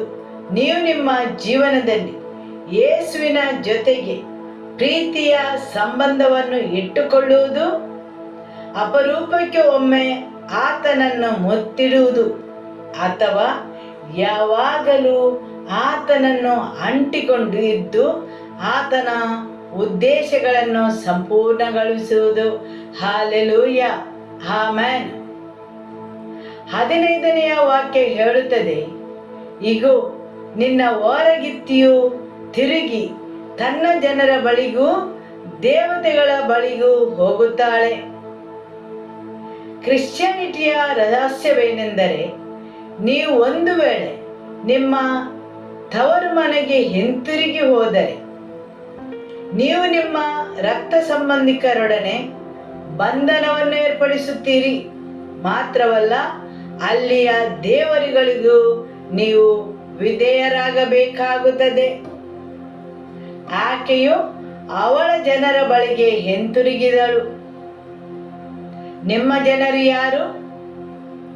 ನೀವಾಗಿ ನಿರ್ಧಾರ ತೆಗೆದುಕೊಳ್ಳಬೇಕು. ದೇವರ ವಾಕ್ಯವು ಹೇಳುತ್ತದೆ, ಆಕೆಯು ಅವಳ ಜನರ ಬಳಿಗೂ ದೇವತೆಗಳ ಬಳಿಗೂ ಹಿಂತಿರುಗಿದಳೆಂದು. ಆಮೆನ್. ಯಾವಾಗ ನೀವು ನಿಮ್ಮ ಲೌಕಿಕ ಸಂಬಂಧಗಳಿಗೆ ಹಿಂತಿರುಗುತ್ತೀರಿ ಮತ್ತು ನಿಮ್ಮ ರಕ್ತ ಸಂಬಂಧದಲ್ಲಿರುವ ಕೆಲವೊಂದು ವಿಷಯಗಳು, ಅವರಲ್ಲಿರುವ ದೇವರುಗಳ ಬಗ್ಗೆ ನಿಮಗೆ ಇನ್ನೂ ಸಹ ತಿಳಿದಿರಲಿಕ್ಕಿಲ್ಲ, ಅವುಗಳು ನಿಮ್ಮನ್ನು ಬಂಧನಕ್ಕೆ ಒಳಪಡಿಸುತ್ತವೆ. ಹೌದು, ದೇವರ ವಾಕ್ಯದ ಪ್ರಕಾರ ಓರ್ಫಳಿಗೆ ಏನು ಜರುಗಿತು ಎಂದು ನಮಗೆ ತಿಳಿದಿದೆ ಮತ್ತು ಅವಳ ನಿರ್ದಿಷ್ಟ ಗುರಿ ಏನಾಯಿತೆಂದು, ಸರಿಯಲ್ಲವೇ? ಆಮೆನ್. ರೂತಳು ಹೇಳಿದಳು, ನಿನ್ನನ್ನು ಬಿಟ್ಟು ಹಿಂತಿರುಗಬೇಕೆಂದು ನನ್ನನ್ನು ಒತ್ತಾಯಪಡಿಸಬೇಡ. ನೀನು ಎಲ್ಲಿಗೆ ಹೋದರೂ ನಾನು ಅಲ್ಲಿಗೆ ಬರುವೆನು. ಹೌದು, ಯೇಸು ಕ್ರಿಸ್ತನನ್ನು ಹಿಂಬಾಲಿಸುವ ವಿವರಣೆಯು ಈ ವಾಕ್ಯದಲ್ಲಿದೆ. ವಾಕ್ಯ 16 ಮತ್ತು ವಾಕ್ಯ 17ರಲ್ಲಿ ಯೇಸುವನ್ನು ಹಿಂಬಾಲಿಸುವ ಬಗ್ಗೆ ವಿವರಣೆಯನ್ನು ನೀಡಲು ಇದಕ್ಕಿಂತ ಒಳ್ಳೆಯ ವಾಕ್ಯ ಬೇರೆ ಎಲ್ಲಿಯೂ ಇಲ್ಲ. ಹಾಲೆಲೂಯ. ನಿನ್ನನ್ನು ಬಿಟ್ಟು ಹಿಂತಿರುಗಬೇಕೆಂದು ನನ್ನನ್ನು ಒತ್ತಾಯಪಡಿಸಬೇಡ. ನನ್ನ ಜೀವನದಲ್ಲಿ ಯಾವ ಘಟನೆಗಳು ಜರುಗಿದರೂ ಸಹ ನಾನು ಹಿಂತಿರುಗಲಾರೆನು. ನೀನು ಎಲ್ಲಿಗೆ ಹೋದರೂ ನಾನು ಅಲ್ಲಿಗೆ ಬರುವೆನು. ಇಲ್ಲಿಯ ನಂತರದ ತಂಗುದಾಣವು ಎಲ್ಲಿ ಎಂದು ನನಗೆ ತಿಳಿದಿಲ್ಲ, ಆದರೂ ಸಹ ನಾನು ನಿನ್ನೊಂದಿಗೆ ಬರುವೆನು. ನಾನು ನಿನ್ನನ್ನು ಹಿಂಬಾಲಿಸುವೆನು. ಆಮೆನ್. ಹಾಲೆಲೂಯ. ಹೌದು, ನಾನು ಎಲ್ಲಿಗೆ ಹೋಗಬೇಕು, ಏನು ಮಾಡಬೇಕು, ನನ್ನ ಸಮಯವನ್ನು ಎಲ್ಲಿ ಕಳೆಯಬೇಕು ಎಂಬುದನ್ನು ನಾನು ನಿರ್ಧರಿಸಿರುವುದಿಲ್ಲ. ನೀನು ಎಲ್ಲಿಗೆ ಹೋದರೂ ನಾನು ಅಲ್ಲಿಗೆ ಬರುವೆನು. ಆಮೆನ್. ನನ್ನ ನಾಳೆಯು ನೀನು ಎಲ್ಲಿಗೆ ಹೋಗಿತ್ತಿ ಅಲ್ಲಿ ನಾನು ಇರುವೆನು. ನೀನು ವಾಸಿಸುವಲ್ಲೇ ನಾನು ವಾಸಿಸುವೆನು. ಕೆಲವೊಂದು ಗಳಿಗೆಯಲ್ಲಿ ಯೇಸು ನಿಮ್ಮ ಎದುರಾಗಿ ನಡೆಯುತ್ತಾರೆ. ಇನ್ನು ಕೆಲವೊಂದು ಸಮಯದಲ್ಲಿ ದೇವರು ನಿಮ್ಮ ಜೀವನದಲ್ಲಿ ನಿಶ್ಚಲರಾಗಿರುತ್ತಾರೆ. ಆ ಸಮಯದಲ್ಲಿಯೂ ನೀವು ಆತನೊಡನೆ ವಾಸಿಸುತ್ತೀರಾ? ಅಲ್ಲಿ ಯಾವುದೇ ಚಲನೆಗಳಿಲ್ಲ, ಎಲ್ಲವೂ ನಿಶ್ಚಲವಾಗಿದೆ. ಆವಾಗ ನೀವು ನಿಮ್ಮ ಚೀಲವನ್ನು ತೆಗೆದುಕೊಂಡು ಹೊರಟು ಹೋಗುತ್ತೀರಾ ಅಥವಾ ದೇವರ ಜೊತೆ ಅಲ್ಲೇ ವಾಸಿಸುತ್ತೀರಾ? ನಿನ್ನ ಜನರೇ ನನ್ನ ಜನರು. ಯೇಸು ಕ್ರಿಸ್ತನಲ್ಲಿ ನಿಮ್ಮ ಸಹೋದರ ಸಹೋದರಿ ಯಾರು ಎಂದು ನೀವು ನಿರ್ಧರಿಸಲಾಗುವುದಿಲ್ಲ. ನಿಮ್ಮ ಪಾಸ್ಟರ್ ಯಾರು ಆಗಬೇಕೆಂದು ನೀವು ನಿರ್ಧರಿಸಲಾಗುವುದಿಲ್ಲ ಅಥವಾ ಆರಿಸಿಕೊಳ್ಳಲಾಗುವುದಿಲ್ಲ. ಹಾಗೂ ನಿಮ್ಮ ಜನರು ಯಾರು ಆಗಬೇಕೆಂದು ನೀವು ಆರಿಸಿಕೊಳ್ಳಲಾಗುವುದಿಲ್ಲ ನಿಮ್ಮ ಕ್ರಿಶ್ಚಿಯನ್ ಜೀವನದಲ್ಲಿ. ಆಮೆನ್. ಹೌದು, ನಿಮ್ಮ ಜೊತೆಯಲ್ಲಿ ಇರುವವರು ನಿಮಗೆ ಇರಿಯಬಹುದು, ಚುಚ್ಚಬಹುದು, ನೋವನ್ನು ಉಂಟು ಮಾಡಬಹುದು. ಒಂದು ವೇಳೆ ಅವರು ದೇವರ ಜನರಾದರೆ ನೀವು ಅವರನ್ನು ನಿಮ್ಮ ಜನರೆಂದು ಸ್ವೀಕರಿಸಲೇಬೇಕು.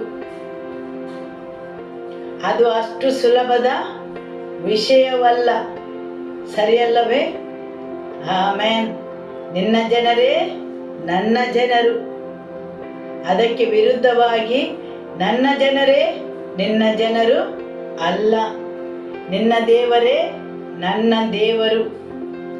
ಆವಾಗ ನಿಜವಾಗಿಯೂ ಅಧಿಕಾರವು, ಹಕ್ಕು ಹಾಗೂ ಶಕ್ತಿಯು ನಿಮ್ಮದಾಗಿರುತ್ತದೆ ಮತ್ತು ಆವಾಗ ಕ್ರಿಸ್ತ ಯೇಸುವಿನ ರಾಜ್ಯವು ನಿಮ್ಮೊಳಗೆ ಬರುವುದು. ಆವಾಗ ಯೇಸುವಿನ ತಂದೆಯು ನಿಮ್ಮ ತಂದೆಯೂ ಆಗುವರು. ಆಮೆನ್. ಹಾಲೆಲೂಯ. ಆದುದರಿಂದ ತಂದೆಯ ಮನೆಯನ್ನು ಹಿಂಬಾಲಿಸಬೇಕು. ನಿರ್ಧಾರಗಳು. ಹೌದು, ನಾವಾಗಿ ನಮ್ಮ ಸಹೋದರರನ್ನಾಗಲಿ ಸಹೋದರಿಯರನ್ನಾಗಲಿ ಆರಿಸಿಕೊಳ್ಳಲು ಸಾಧ್ಯವಿಲ್ಲ. ನಾನು ನಿಮ್ಮಲ್ಲೊಂದು ಪ್ರಶ್ನೆಯನ್ನು ಕೇಳುತ್ತೇನೆ. ನಿಮ್ಮ ಕುಟುಂಬದಲ್ಲಿ ನಿಮಗೆ ಒಡ ಹುಟ್ಟಿದವರಿದ್ದಾರೆ, ಸರಿಯಲ್ಲವೇ? ಅವರಲ್ಲಿ ನಿಮಗೆ ಹಿರಿಯರು ಯಾರು, ಕಿರಿಯರು ಯಾರು ಆಗಬೇಕೆಂದು ನೀವು ಆರಿಸಿಕೊಂಡಿದ್ದೀರಾ? ಇಲ್ಲಲ್ಲವೇ? ದೇವರು ಆರಿಸಿಕೊಂಡ ಒಂದು ಕುಟುಂಬದಲ್ಲಿ ನೀವು ಜನಿಸಿದ್ದೀರಿ. ಹಾಲೆಲೂಯ. ಆದುದರಿಂದ ನೀವು ದೇವರು ನಿಯೋಜಿಸಿದ ನಿಯಮಕ್ಕೆ ಒಳಗಾಗಬೇಕು. ಆತನ ಜನರೇ ನಿಮ್ಮ ಜನರಾಗಬೇಕು. ಆಮೆನ್. ಹಾಲೆಲೂಯ. ಹೌದು, ಹಾಗೆ ಭಾವಿಸಿದರೆ ನಿಮ್ಮೊಳಗಿನ ಸೆಣಸುವಿಕೆಯು ಖಂಡಿತವಾಗಿಯೂ ಕಡಿಮೆ ಆಗುತ್ತದೆ. ನೀವು ನಿರ್ಧರಿಸಬೇಕು. ಜನರ ಜೀವನದಲ್ಲಿರುವ ನಿರ್ದಿಷ್ಟ ಗುರಿ ಮತ್ತು ದೇವರ ಉದ್ದೇಶವನ್ನು ದೇವರು ನನಗೆ ಈ ಸಮಯದಲ್ಲಿ ಕಲಿಸಿದರು ಮತ್ತು ನೀವು ದೇವರ ವಾಕ್ಯಕ್ಕೆ ಮತ್ತು ಆತನ ಉದ್ದೇಶಕ್ಕೆ ಸರಿ ಹೊಂದದೇ ಇದ್ದರೆ ಹೇಗೆ ನಿಮ್ಮ ನಿರ್ದಿಷ್ಟ ಗುರಿ ನಾಶವಾಗುತ್ತದೆ ಎಂದು ತಿಳಿಸಿದರು. ಮತ್ತು ದೇವರ ವಾಕ್ಯಕ್ಕೆ ಮತ್ತು ಆತನ ಉದ್ದೇಶಕ್ಕೆ ಸರಿದೂಗುವಂತೆ ನೀವು ನಡೆದರೆ ನೀವು ನಿಮ್ಮ ನಿರ್ದಿಷ್ಟ ಗುರಿಯನ್ನು ಸೇರುತ್ತೀರಿ. ಆಮೆನ್. ಹಾಲೆಲೂಯ. ಆದಿಕಾಂಡ ಅಧ್ಯಾಯ 49 ವಾಕ್ಯ 16 ಮತ್ತು 17. ಇಲ್ಲಿ ತಂದೆಯಾದ ಯಾಕೋಬನು ತನ್ನ ಮಕ್ಕಳನ್ನು ಆಶೀರ್ವದಿಸುತ್ತಾನೆ.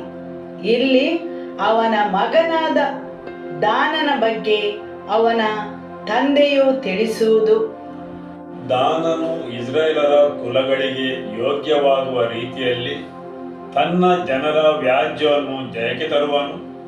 ದಾನನು ದಾರಿಯಲ್ಲಿರುವ ಹಾವಿನಂತೆಯೂ ಮಾರ್ಗದಲ್ಲಿ ಕುದುರೆಯ ಹಿಮ್ಮಡಿಯನ್ನು ಕಚ್ಚಿ ಸವಾರನನ್ನು ಕೆಡಹುವ ವಿಷ ಸರ್ಪದಂತೆಯೂ ಆಗಿರುವನು. ಆಮೆನ್. ಹಾಲೆಲೂಯ. ಇಲ್ಲಿ ದಾನನ ಮೇಲೆ ಯಾಕೋಬನು ಪ್ರವಾದನೆಯನ್ನು ಮಾಡುತ್ತಾನೆ. ದಾನನು ಇಸ್ರಾಯೇಲರ ಕುಲಗಳಿಗೆ ಯೋಗ್ಯವಾಗುವ ರೀತಿಯಲ್ಲಿ ತನ್ನ ಜನರ ವ್ಯಾಜ್ಯವನ್ನು ಜಯಕ್ಕೆ ತರುವನು. ಹೌದು, 16ನೆಯ ವಾಕ್ಯವು ಅದ್ಭುತವಾದ ವಾಕ್ಯವಾಗಿದೆ. ದಾನನು ತನ್ನ ಕುಲದವರಿಗೆ ನ್ಯಾಯವನ್ನು ತೀರಿಸುವನು. ಆದರೆ ಅದೇ ದಾನನು ಇನ್ನೊಂದು ಸ್ವಭಾವವನ್ನು ಹೊಂದಿದ್ದಾನೆ. ನೀವು ಯಾವಾಗಲೂ ತುತ್ತ ತುದಿಯಲ್ಲಿ ಇರಬಹುದು, ಅತಿ ಉತ್ತಮರಾಗಿರಬಹುದು, ಒಬ್ಬ ವೈದ್ಯನಾಗಿ, ಒಬ್ಬ ವ್ಯಾಪಾರಸ್ಥನಾಗಿ, ಒಬ್ಬ ಶಿಕ್ಷಕರಾಗಿ, ಒಬ್ಬ ಪ್ರೊಫೆಸರ್ ಆಗಿ. ಹೌದು, ದೇವರು ಅದನ್ನೇ ಬಯಸುತ್ತಾರೆ. ಆದರೆ ದಾನನಲ್ಲಿ ಇರುವಂತಹ ಇನ್ನೊಂದು ಸ್ವಭಾವವು ನಿಮ್ಮಲ್ಲಿ ಇರಬಹುದು. 17ನೆಯ ವಾಕ್ಯವು ಹೇಳುತ್ತದೆ, ದಾನನು ದಾರಿಯಲ್ಲಿರುವ ಹಾವಿನಂತೆಯೂ ಮಾರ್ಗದಲ್ಲಿ ಕುದುರೆಯ ಹೆಮ್ಮಡಿಯನ್ನು ಕಚ್ಚಿ ಸವಾರನನ್ನು ಕೆಡವುವ ವಿಷಸರ್ಪದಂತೆಯೂ ಆಗಿರುವನು. ಆಮೆನ್. ಇಲ್ಲಿ ಅವನ ತಂದೆಯು ಹೇಳುವುದೇನೆಂದರೆ, ನೀನು ದೇವರ ಉದ್ದೇಶದಂತೆ ನಡೆದರೆ ನೀನು ಒಬ್ಬ ಉತ್ತಮ ನ್ಯಾಯಾಧೀಶನಾಗಿರುವಿ.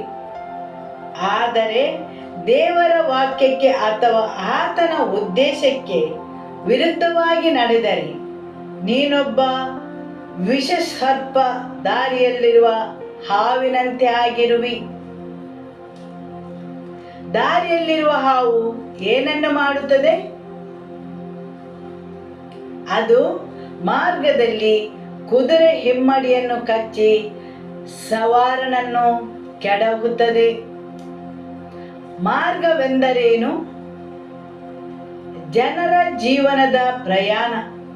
ಜನರು ಅವರ ಜೀವನದಲ್ಲಿ ಮುಂದುವರಿಯುತ್ತಾ ಹೋಗುವ ಸ್ಥಳ.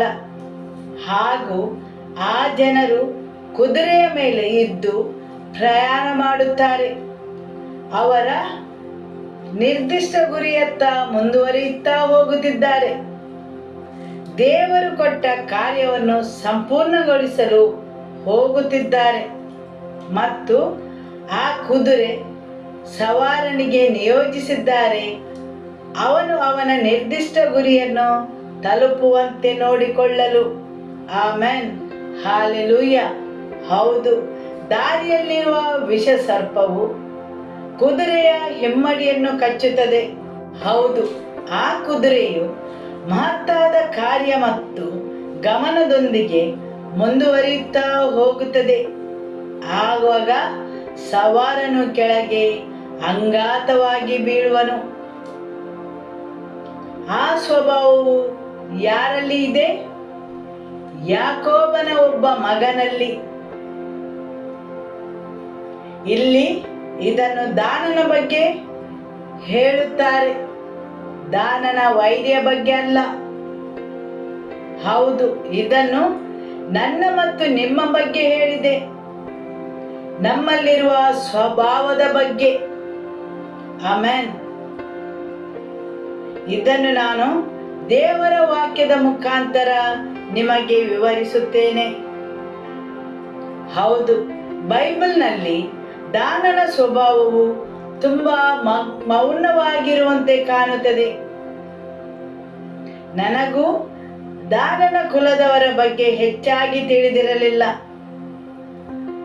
ಆದರೆ ದೇವರ ವಾಕ್ಯವನ್ನು ಕಲಿಯುತ್ತಾ ಹೋಗುವಾಗ ನಾನು ಆಶ್ಚರ್ಯಚಕಿತನಾದೆನು. ನ್ಯಾಯಸ್ಥಾಪಕರ ಪುಸ್ತಕದಲ್ಲಿ ಅಧ್ಯಾಯ 13ರಲ್ಲಿ ಯಾಕೋಬನು ದಾನನ ತಂದೆಯು ಪ್ರವಾದಿಸಿದಂತೆ ಅಲ್ಲೊಬ್ಬ ನ್ಯಾಯಾಧೀಶನು ಜನಿಸುತ್ತಾನೆ. ಸಂಸೋನನು ಒಬ್ಬ ಶಕ್ತಿಯುತವಾದ ಮನುಷ್ಯನು. ಅಲ್ಲಿಯವರೆಗೆ ಇಸ್ರಾಯೇಲರು ಅಂತಹ ಮನುಷ್ಯನನ್ನು ಕಂಡಿರಲಿಲ್ಲ. ಆಮೆನ್. ಆದರೆ ಅವನಲ್ಲಿದ್ದ ಕೆಲವೊಂದು ಸ್ವಭಾವಗಳು ಅವನ ನಿರ್ದಿಷ್ಟ ಗುರಿಯನ್ನು ನಾಶಪಡಿಸಿದವು. ಯಾಕೆಂದರೆ ಸಂಸೋನನು ದೇವರ ಉದ್ದೇಶಕ್ಕೆ ಸರಿದೂಗುವಂತೆ ಜೀವಿಸದೆ ಅದನ್ನು ಕಳೆದುಕೊಂಡನು. ಅವನಿಗೆ ಕೊಟ್ಟ ನಿಯೋಜನೆಯು ಅವನು ಫಿಲಿಸ್ಟಿಯರನ್ನು ಸಂಪೂರ್ಣವಾಗಿ ನಾಶಗೊಳಿಸಬೇಕಿತ್ತು.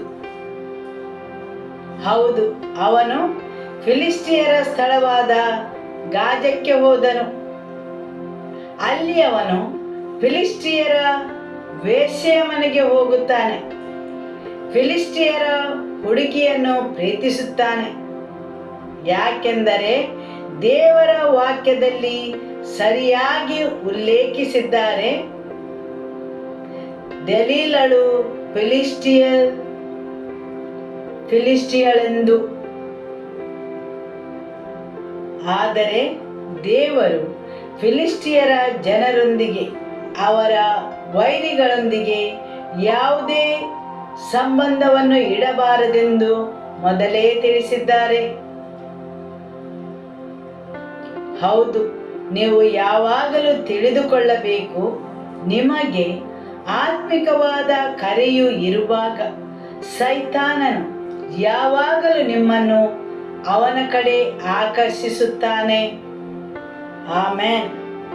ಮತ್ತು ದೇವರ ವಾಕ್ಯವು ಹೇಳುತ್ತದೆ, ಫಿಲಿಸ್ಟಿಯರ ಪ್ರಭುಗಳು ದಲೀಲಳಿಗೆ ಲಂಚವನ್ನು ನೀಡಿದರೆಂದು. ತುಂಬಾ ದೊಡ್ಡದಾದ ಮೊತ್ತವನ್ನು ಆಕೆಗೆ ನೀಡಿದ್ದರು. 1,100 ಬೆಳ್ಳಿ ನಾಣ್ಯಗಳನ್ನು. ಇಲ್ಲಿ ಯೂದನು ಪಡೆದುಕೊಂಡದ್ದು ತುಂಬಾ ಕಡಿಮೆ. ದಲೀಲಳಿಗೆ ಹೋಲಿಸಿದರೆ ಅವನು ಪಡೆದದ್ದು 30 ಬೆಳ್ಳಿ ನಾಣ್ಯಗಳನ್ನು ಮಾತ್ರ. ಹೌದು, ಸಂಸೋನನ ನಿರ್ದಿಷ್ಟ ಗುರಿಯನ್ನು ನಾಶಪಡಿಸಲು ಆಕೆಗೆ 1,100 ಬೆಳ್ಳಿ ನಾಣ್ಯಗಳನ್ನು ಲಂಚವಾಗಿ ನೀಡಿದ್ದರು. ಆಮೆನ್.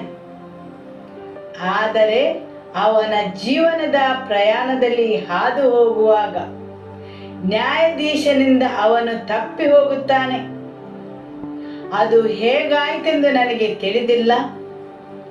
ಅವನ ಶಕ್ತಿಯಿಂದ ಆಗಿರಬಹುದು, ಅವನಲ್ಲಿರುವ ಸಾಮರ್ಥ್ಯದಿಂದ ಆಗಿರಬಹುದು, ಅಥವಾ ಅವನ ಗರ್ವದಿಂದ ಆಗಿರಬಹುದು.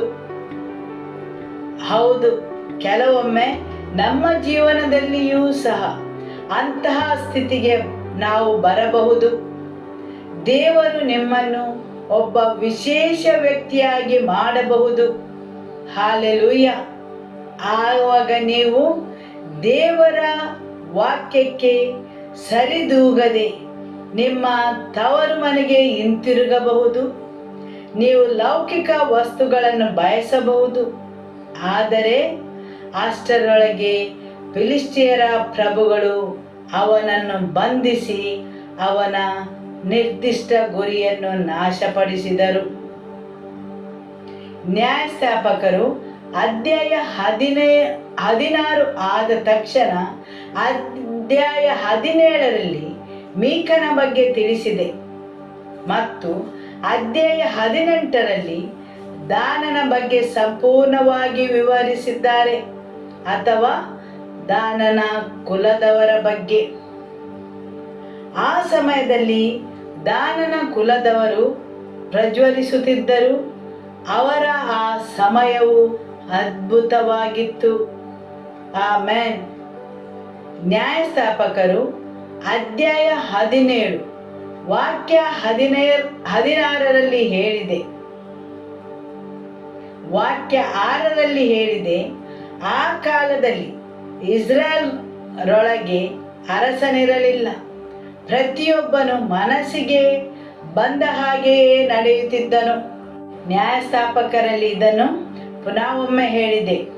ವಾಕ್ಯ 18ರಲ್ಲಿ ಹೇಳಿದೆ, ಆ ಕಾಲದಲ್ಲಿ ಅರಸನಿರಲಿಲ್ಲ. ದಾನ್ ಕುಲದವರಿಗೆ ಆವರೆಗೂ ಇಸ್ರಾಯೇಲಲ್ಲಿ ಸ್ವಾಸ್ಥ್ಯವು ಸಿಗದೇ ಇರುವುದರಿಂದ ಅವರು ತಮಗೋಸ್ಕರ ವಾಸಸ್ಥಳವನ್ನು ಹುಡುಕುತ್ತಿದ್ದರು.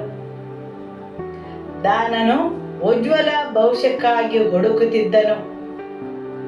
ಹೌದು, ಅವನು ಎಲ್ಲಿಗೆ ಹೋಗುವುದು, ಎಲ್ಲಿ ವಾಸಿಸುವುದು ಎಂದು ತನ್ನ ಭವಿಷ್ಯದ ಬಗ್ಗೆ ಯೋಚಿಸುತ್ತಿದ್ದನು. ಅವರ ಜನರು ಯಾರು, ಅವರ ದೇವರು ಯಾರು ಎಂದು. ಸರಿಯಲ್ಲವೇ? ಆಮೆನ್. ಯೆಹೋಶುವ ಅಧ್ಯಾಯ 19 ವಾಕ್ಯ 40ರಿಂದ 48ರವರೆಗೆ ನೀವು ಇದನ್ನು ಮನೆಯಲ್ಲಿ ಓದಿಕೊಳ್ಳಿರಿ. ಇಲ್ಲಿ ಜಾಗದ ವಶಪಡಿಸುವಿಕೆಯು ಹಿರಿಯರಿಂದ ಕಿರಿಯನವರೆಗೆ ಎಂಬ ಕ್ರಮದಲ್ಲಿ ನಡೆಯುತ್ತಿರಲಿಲ್ಲ. ದೇವರ ಚೀಟು ಯಾವ ಕುಲದವರಿಗೆ ಸಿಗುವ ಹಾಗೆ ಮಾಡುತ್ತಾರೆ ಅವರು ಅದನ್ನು ತೆಗೆದುಕೊಳ್ಳುತ್ತಿದ್ದರು. ದೇವರು ಇದನ್ನು ಮೊದಲೇ ನಿರ್ಧರಿಸಿ ಮೋಸೆಗೆ ತಿಳಿಸಿದರು ಮತ್ತು ಮೋಸೆಯು ಅದನ್ನು ಯೆಹೋಶುವನಿಗೆ ಒಪ್ಪಿಸಿಕೊಟ್ಟಿದ್ದನು. ಮತ್ತು 7ನೆಯ ಚೀಟು ದಾನನ ಕುಲದವರಿಗೆ ಮತ್ತು ಅವನ ಮನೆತನದವರಿಗೆ ಸಿಕ್ಕಿತು ಮತ್ತು ಅವರ ವಿಸ್ತರಣೆಯ ಬಗ್ಗೆ ತಿಳಿಸುತ್ತಾರೆ. 47ನೆಯ ವಾಕ್ಯದಲ್ಲಿ ದಾನ್ ಕುಲದವರು ತಮ್ಮ ಪ್ರಾಂತ್ಯವನ್ನು ವಿಸ್ತರಿಸುವುದಕ್ಕಾಗಿ ಹೊರಟು ಲೆಸೆಮೆಯವರೊಡನೆ ಯುದ್ಧ ಮಾಡಿ ಜಯಿಸಿ ಜನರನ್ನು ಸಂಹರಿಸಿ ಪಟ್ಟಣವನ್ನು ಸ್ವಾಧೀನ ಮಾಡಿಕೊಂಡು ಅದರಲ್ಲಿ ವಾಸಿಸಿದರು ಮತ್ತು ಅದಕ್ಕೆ ತಮ್ಮ ಮೂಲ ಪುರುಷನ ಹೆಸರಾದ ದಾನ್ ಎಂಬ ಹೆಸರಿಟ್ಟರು. ಇಲ್ಲಿ ದಾನಿನ ಜನರು ತುಂಬಾ ಮುಗ್ಧರಂತೆ ಕಾಣುತ್ತಾರೆ. ಆದರೆ ನ್ಯಾಯಸ್ಥಾಪಕರು ಅಧ್ಯಾಯ 18 ಓದಿದರೆ ಅಲ್ಲಿ ದಾನರ ಬಗ್ಗೆ ಸಂಕ್ಷಿಪ್ತವಾಗಿ ವಿವರಿಸಿದ್ದಾರೆ. ಆಮೇನ್.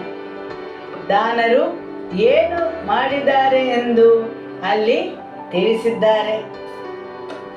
ನ್ಯಾಯಸ್ಥಾಪಕರು ಅಧ್ಯಾಯ 1 ವಾಕ್ಯ 34ರಲ್ಲಿ ಹೇಳಿದೆ, ದಾನ್ ಕುಲದವರಿಗೆ ಅವರ ಸ್ಥಳವು ಸಿಕ್ಕಿದ ಮೇಲೆ ಅವರು ಇದಲ್ಲದೆ ಅಮೋರಿಯರು ದಾನ್ ಕುಲದವರನ್ನು ತಗ್ಗಿನ ಪ್ರದೇಶಕ್ಕೆ ಹಿಂದಟ್ಟಿ ಬೆಟ್ಟಗಳಿಗೆ ಓಡಿಸಿಬಿಟ್ಟರು ಮತ್ತು ಹೀಗೆ ಅಮೋರಿಯರು ಹರ್ಹರೆ ಎಂಬ ಊರುಗಳಲ್ಲಿ ವಾಸಿಸಲು ದೃಢವಾದ ನಿರ್ಧಾರ ಮಾಡಿದರು. ಹಾಲೆಲೂಯ. ಹೌದು, ವಾಕ್ಯ 27ರಿಂದ 35ರವರೆಗೆ ಅಲ್ಲಿ ಅವರ ಸ್ಥಳವನ್ನು ಸ್ವಾಧೀನಪಡಿಸದ ಬಗ್ಗೆ ತಿಳಿಸಿದೆ. ಹೌದು, ಅನೇಕ ಕುಲದವರು ದೇವರು ಅವರು ವಶಪಡಿಸಬೇಕೆಂದು ಹೇಳಿದ ಅನೇಕ ಸ್ಥಳವನ್ನು ಅವರು ವಶಪಡಿಸಿಕೊಂಡಿರಲಿಲ್ಲ ಅಥವಾ ಸ್ವಾಧೀನ ಮಾಡಿಕೊಂಡಿರಲಿಲ್ಲ. ಮಾತ್ರವಲ್ಲದೆ ಅವರಿಗೆ ದೇವರು ಕೊಟ್ಟ ಸ್ಥಳದಲ್ಲಿ ಅವರ ಅನೇಕ ವೈರಿಗಳಿದ್ದರು. ಅವರು ಕಾರ್ಯತಂತ್ರರಾಗಿರುವ ವೈರಿಗಳಾಗಿದ್ದರು. ಆದುದರಿಂದ ದಾನ್ ಕುಲದವರಿಗೆ ದೇವರು ಸ್ವಾಧೀನ ಮಾಡಲು ಹೇಳಿದ ಸ್ಥಳವನ್ನು ಅವರು ಸ್ವಾಧೀನ ಮಾಡದೆ ಹೋದರು. ಹಾಗೂ ದಾನ್ ಕುಲದವರು ಅಭಿವೃದ್ಧಿ ಹೊಂದದಂತೆ ಮುಂದುವರಿಯದಂತೆ ಅವರನ್ನು ತಡೆಯುತ್ತಿದ್ದರು.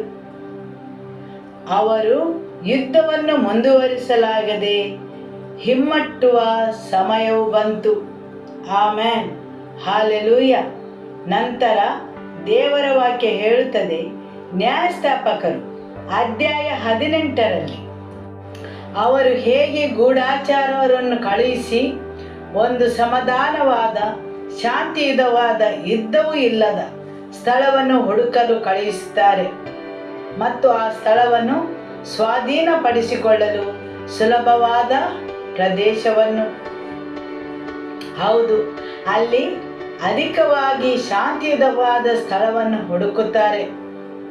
ಮತ್ತು 18ನೆಯ ಅಧ್ಯಾಯದಲ್ಲಿ ವಾಕ್ಯ 7ರಲ್ಲಿ ಹೇಳಿದೆ, ಆ 5 ಮಂದಿ ಹೊರಟು ಲೈಸಿಗೆ ಬಂದು ಅಲ್ಲಿನ ಜನರು ನಿರ್ಭೀತರಾಗಿ ಚಿದೋನ್ಯರಂತೆ ಸುಖ ಸಮಾಧಾನಗಳಿಂದ ಜೀವಿಸುತ್ತಾರೆ. ಅವರನ್ನು ತಗ್ಗಿಸುವ ಅಧಿಕಾರಿಗಳು ದೇಶದಲ್ಲಿಲ್ಲ. ಅವರು ಚಿದೋನ್ಯರಿಗೆ ದೂರವಾಗಿದ್ದು ಯಾರೊಡನೆಯೂ ಬಳಕೆ ಇಲ್ಲದವರು ಎಂಬುದನ್ನು ತಿಳಿದುಕೊಂಡರು. ಆಮೆನ್. ನಂತರ ಗೂಢಚಾರರ ಹಿಂದೆ ಬಂದು ಎಲ್ಲವನ್ನೂ ತಿಳಿಸಿದರು ಮತ್ತು ಎಲ್ಲರೂ ಒಪ್ಪಿಕೊಂಡರು. ಮತ್ತು ವಾಕ್ಯ 10ರಲ್ಲಿ ಹೇಳಿದೆ, ನೀವು ಅಲ್ಲಿಗೆ ಹೋಗುವುದಾದರೆ ಅಲ್ಲಿನ ಜನರು ನಿರ್ಭಯದಿಂದ ಜೀವಿಸುವವರೆಂದು, ಅವರ ದೇಶವು ಬಹು ವಿಸ್ತಾರವಾಗಿದೆ ಎಂದು ತಿಳಿದುಕೊಳ್ಳುತ್ತೀರಿ. ದೇವರು ಅದನ್ನು ನಿಮ್ಮ ಕೈಗೆ ಒಪ್ಪಿಸಿದ್ದಾನೆ. ಅದರಲ್ಲಿ ದೊರಕದಿರುವ ಪದಾರ್ಥಗಳು ಲೋಕದಲ್ಲೇ ಇಲ್ಲ ಅಂದರು. ಆಮೇನ್. ಇಲ್ಲಿ ನಾವು ದಾನರು ಏನನ್ನಾದರೂ ನೆರವೇರಿಸಿದರು ಅಥವಾ ಸಾಧಿಸದರೆಂದು ನಾವು ತಿಳಿದುಕೊಳ್ಳುತ್ತೇವೆ. ಆದರೆ ನಿಜವಾಗಿ ಹೇಳುವುದಾದರೆ ಮೋಸೆ ಮತ್ತು ಯೆಹೋಶುವರು ಅವರಿಗೆ ನೇಮಿಸಿದ ಸ್ಥಳವನ್ನು ಅವರು ಸ್ವಾಧೀನಪಡಿಸಿಕೊಳ್ಳಲಿಲ್ಲ, ಏಕೆಂದರೆ ಅಲ್ಲಿ ತಪ್ಪದೆ ಯುದ್ಧವು ನಡೆಯುತ್ತಿತ್ತು. ಅವರು ಅವರದೇ ಮಾರ್ಗದಲ್ಲಿ ಮುಂದುವರಿದರು. ಆಮೆನ್. ಮತ್ತು ಅವರೊಂದು ಬೇರೆಯೇ ಸ್ಥಳವನ್ನು ಮುಟ್ಟಿದರು ಮತ್ತು ಭಾವಿಸಿದರು ಅವರು ದೇವರು ದಯಪಾಲಿಸಿದ ಸ್ಥಳವೆಂದು. ಅಲ್ಲಿ ಯುದ್ಧವೂ ಇಲ್ಲ, ಎಲ್ಲವೂ ಸಮಾಧಾನಕರವಾಗಿದೆ, ಸುಂದರವಾಗಿದೆ, ಸುರಕ್ಷಿತವಾಗಿದೆ ಎಂದು. ಸರಿಯಲ್ಲವೇ? ಹಾಲೆಲೂಯ. ಮತ್ತವರು ಅವರದೇ ಪ್ರಾಣದ ವಿಚಾರಣೆಯನ್ನು ತೆಗೆದುಕೊಂಡರು. ಎಂದರೆ ಅಲ್ಲಿ ಅರಸನು ಇರಲಿಲ್ಲ, ಅವರದೇ ಸ್ವಂತ ಮಾರ್ಗವನ್ನು ಹುಡುಕುತ್ತಿದ್ದರು ಮತ್ತು ಅವರು ಆ ಸ್ಥಳವನ್ನು ಹುಡುಕಿಕೊಂಡರು. ಆ ಪಟ್ಟಣವನ್ನು ನಾಶಗೊಳಿಸಿದರು ಮತ್ತು ಅದರ ಹೆಸರನ್ನು ಬದಲಾಯಿಸಿ ಅವರ ಕುಲದ ಹೆಸರಾದ ದಾನನನ್ನು ಹೆಸರಿಸಿದರು. ಆದರೆ ಅದು ಅವರದೇ ಸ್ಥಳವಾದ ಇಸ್ರೇಲ್ ಪ್ರದೇಶದಿಂದ ತುಂಬ ದೂರವಿತ್ತು. ಅದು ಉತ್ತರದ ಸ್ಥಳದಲ್ಲಿ ಇತ್ತು. ನಿಮಗೆ ಉತ್ತಮವಾದ ಪಿತ್ರಾರ್ಜಿತ ಆಸ್ತಿ ಸಿಗುವುದು ಮುಖ್ಯವಲ್ಲ. ಆದರೆ ಮುಖ್ಯವಾದದ್ದು ಏನೆಂದರೆ ದೇವರು ನಿಮಗಾಗಿ ಉದ್ದೇಶಿಸಿದ ಆ ಚೀಟು, ಆ ಸ್ಥಳವು ಆತನ ಸಮಯಕ್ಕೆ ಸರಿಯಾಗಿ ನಿಮಗೆ ದೊರಕುವುದು. ಯಾಕೆಂದರೆ ನೀವು ಆತನ ಸಮಯಕ್ಕೆ ಕಾಯಬೇಕು. ಮಾತ್ರವಲ್ಲ, ನೀವು ಅದರ ಹಿಂದೆ ಓಡಾಡುವ ಅಗತ್ಯವಿಲ್ಲವೆಂದು. ಯಾಕೆಂದರೆ ನೀವಾಗಿ ಪಡೆದುಕೊಂಡ ಸ್ಥಳದಲ್ಲಿ ಖಂಡಿತವಾಗಿಯೂ ಗುಪ್ತವಾದ ಪಾಶವಿದೆ, ಮೋಸವಿದೆ. ಆಮೇನ್. ಇಲ್ಲಿ ಸಾವಕಾಶವಾಗಿ ಮೆಲ್ಲನೆ ದಾನಿನ ಸ್ವಭಾವವು ಕಾಣಿಸಿಕೊಂಡಿತು. ಆಮೇನ್. ಹಾಲೆಲೂಯ. ಮತ್ತು ದೇವರ ವಾಕ್ಯವು ಹೇಳುತ್ತದೆ ಮಿಕ ಮತ್ತು ಅವನ ಮೂರ್ತಿ ಪೂಜೆಯ ಬಗ್ಗೆ. ದಾನಿನ ಕುಲದವರು ಅವರ ಹೊಸ ಸ್ಥಳಕ್ಕೆ ಪ್ರಯಾಣಿಸುವಾಗ ದಾರಿಯ ಮಧ್ಯದಲ್ಲಿ ಸಿಕ್ಕಿದ ಮಿಕನ ಮೂರ್ತಿಗಳನ್ನು ಹಾಗೂ ಅವನ ಲೇವಿಯವನಾದ ಅವನ ಯಾಜಕನನ್ನು ಕರೆದುಕೊಂಡು ಹೋಗುತ್ತಾರೆ ಮತ್ತು ಅವನನ್ನು ಅವರ ಯಾಜಕನನ್ನಾಗಿ ಮಾಡುತ್ತಾರೆ. ದಾನಿನ ಕುಲದವರು ಮೂರ್ತಿ ಪೂಜೆಯ ಕೇಂದ್ರ ಬಿಂದು ಆಗುತ್ತಾರೆ.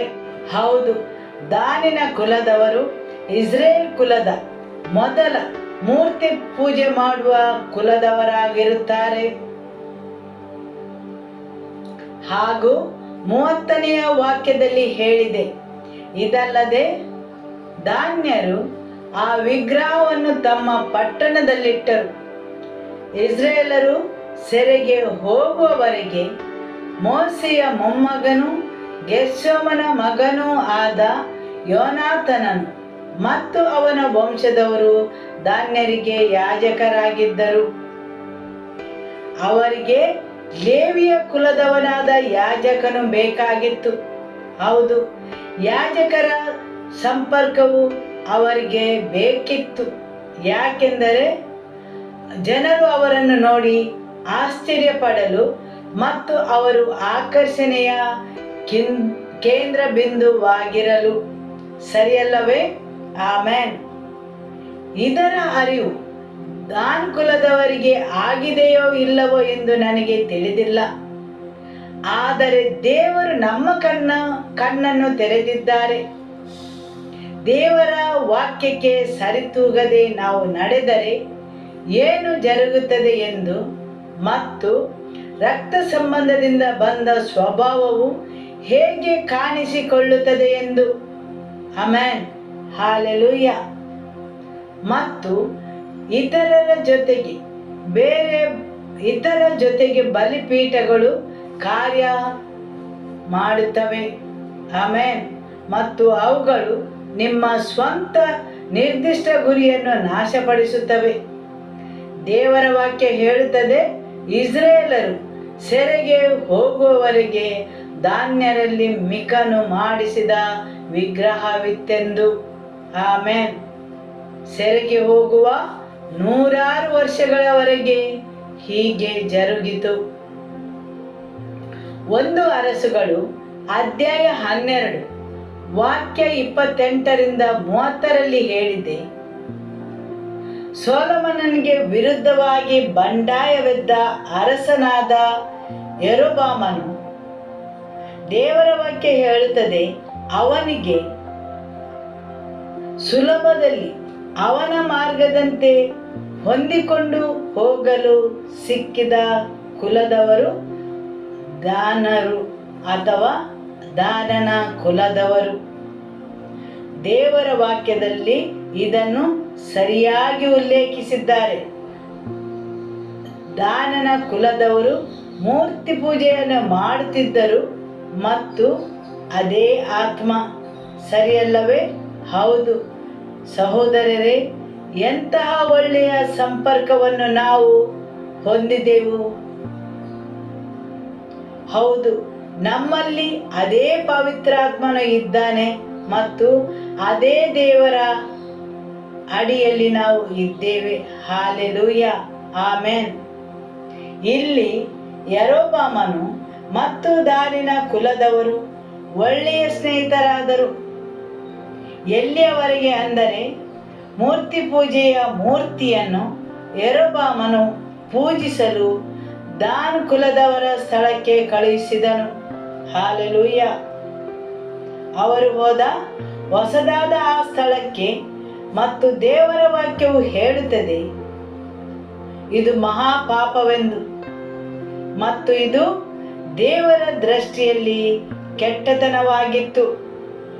ಹೌದು, ದಾನಿನ ಪ್ರದೇಶವು ಉತ್ತರದಲ್ಲಿ ಇದ್ದರೂ ಸಹ ಜನರು ಅಲ್ಲಿಗೆ ಹೋಗುವ ತೊಂದರೆಯನ್ನು ತೆಗೆದುಕೊಂಡರು, ಯೆರೂಸಲೇಮಿಗೆ ಹೋಗುವ ಬದಲು. ಇದು ಅವರ ತಂತ್ರವಾಗಿತ್ತು. ಜನರು ದೇವರು ತೋರಿಸಿದ ಪುರಾತನ ಮಾರ್ಗವನ್ನು ಹಿಂಬಾಲಿಸದಂತೆ ಸ್ವಸ್ಥತೆಯನ್ನು ಪಡೆಯಲು, ಐಶ್ವರ್ಯವಂತರಾಗಲು, ಅಭಿವೃದ್ಧಿ ಹೊಂದಲು ಸುಲಭವಾದ ಮಾರ್ಗ ಇದೆ ಎಂದು ಹೇಳಿದರು. ಹೌದು, ಇದೇ ರೀತಿ ಸೈತಾನನು ನಿಮಗೆ ಸುಲಭವಾದ ವಿಷಯಗಳನ್ನು, ಮಾರ್ಗಗಳನ್ನು ನೀಡುತ್ತಾನೆ. ಆದರೆ ಅವುಗಳು ಶಾಶ್ವತವಾಗಿ ಬಾಳುವುದಿಲ್ಲ. ಹಾಲೆಲೂಯ. ಇನ್ನೊಂದು ಮುಖ್ಯವಾದ ವಿಷಯವೆಂದರೆ, ಪ್ರಕಟಣೆಯ ಪುಸ್ತಕ ಅಧ್ಯಾಯ 7ರಲ್ಲಿ ದೇವರ ವಾಕ್ಯದಲ್ಲಿ ಓದುವಾಗ ಪವಿತ್ರಾತ್ಮನು ನನ್ನ ಕಣ್ಣನ್ನು ತೆರೆದರು. ಅಲ್ಲಿ ದಾನ್ ಕುಲದವರ ನಿರ್ದಿಷ್ಟ ಗುರಿಯು ಇನ್ನೂ ಬರಬೇಕಾದ ಮಹಾ ಸಂಕಟದ ಸಮಯದಲ್ಲಿ ಪ್ರಕಟಣೆಯ ಪುಸ್ತಕದಲ್ಲಿ ಬರೆದಿದೆ.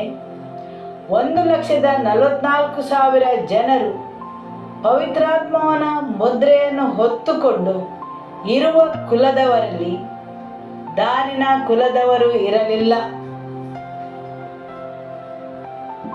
ಅವರ ಬದಲು ಅಲ್ಲಿ 2 ಪಾಲು ಆಗಿರುವ ಯೋಸೇಫ ಮತ್ತು ಮನಸ್ಸೆ ಕುಲದವರು ಇದ್ದರು. ದಾನಿನ ಕುಲದವರು ಇರಲಿಲ್ಲ. ಜೀವಿತರ ಪುಸ್ತಕದಲ್ಲಿ ಅವರ ಹೆಸರನ್ನು ಅಳಿಸಿ ಹಾಕಿದ್ದರು ನಿತ್ಯ ಕಾಲಕ್ಕೂ. ಹೌದು, ದಾನಿನ ಕುಲದವನು ಒಬ್ಬನು ಸಹ ಅಲ್ಲಿ ಇರಲಿಲ್ಲ. ದೇವರು ಅವನ ಹಣೆಗೆ ಪವಿತ್ರಾತ್ಮನ ಮುದ್ರೆಯನ್ನು ಒತ್ತಲು. ಹೌದು, ಒಬ್ಬನೇ ಒಬ್ಬ ಮನುಷ್ಯನನ್ನು ಅವರು ಅಲ್ಲಿ ಕಂಡುಕೊಳ್ಳಲಿಲ್ಲ. ಆಮೆನ್. ಹೌದು, ನಿರ್ಧಾರಗಳು ಮತ್ತು ದೇವರ ವಾಕ್ಯಕ್ಕೆ ಸರಿದೂಗಿಸಿಕೊಂಡು ಹೋಗುವುದು.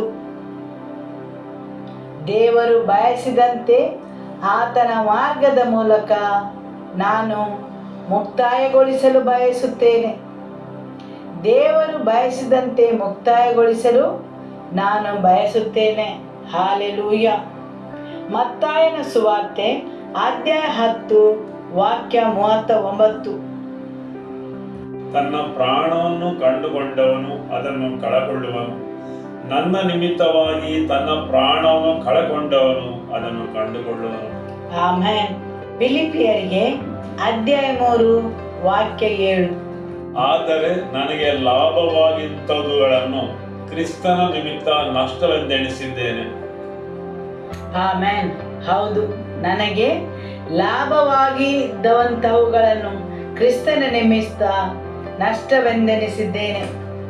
ನೀವು ಈ ಪ್ರಪಂಚದಲ್ಲಿ ಸಂಪಾದಿಸಿಕೊಂಡಿದ್ದ ಅಧಿಕಾರವು, ಐಶ್ವರ್ಯವು, ಮಕ್ಕಳು, ಹೆಸರು, ಪ್ರಸಿದ್ಧಿ, ಅದೆಲ್ಲವನ್ನು ನೀವು ನಷ್ಟವೆಂದೆನಿಸಬೇಕು. ವಾಕ್ಯ 8 ಮತ್ತು 9.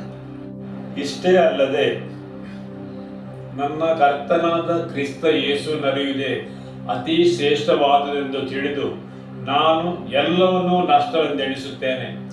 ಆತನ ನಿಮಿತ್ತ ನಾನು ಎಲ್ಲವನ್ನೂ ಕಳಕೊಂಡು ಅದನ್ನು ಕಸವೆಂದೆಣಿಸುತ್ತೇನೆ. ಇದರಲ್ಲಿ ನನ್ನ ಉದ್ದೇಶವೇನೆಂದರೆ ನಾನು ಕ್ರಿಸ್ತನನ್ನು ಸಂಪಾದಿಸಿಕೊಂಡು ನೇಮ ನಿಷ್ಠೆಗಳ ಫಲವಾಗಿರುವ ಸ್ವನೀತಿಯನ್ನಾಶ್ರಯವೆನಿಸದೆ ಕ್ರಿಸ್ತನನ್ನು ನಂಬುವುದರಿಂದ ದೊರಕುವಂತ, ಅಂದರೆ ಕ್ರಿಸ್ತನ ಮೇಲಣ ನಂಬಿಕೆಯ ಆಧಾರದಿಂದ ದೇವರು ಕೊಡುವಂತ ನೀತಿಯನ್ನೇ ಹೊಂದಿ ಕ್ರಿಸ್ತನಲ್ಲಿರುವವನಾಗಿ ಕಾಣಿಸಿಕೊಳ್ಳಬೇಕೆಂಬುದೇ. ಆಮೆನ್.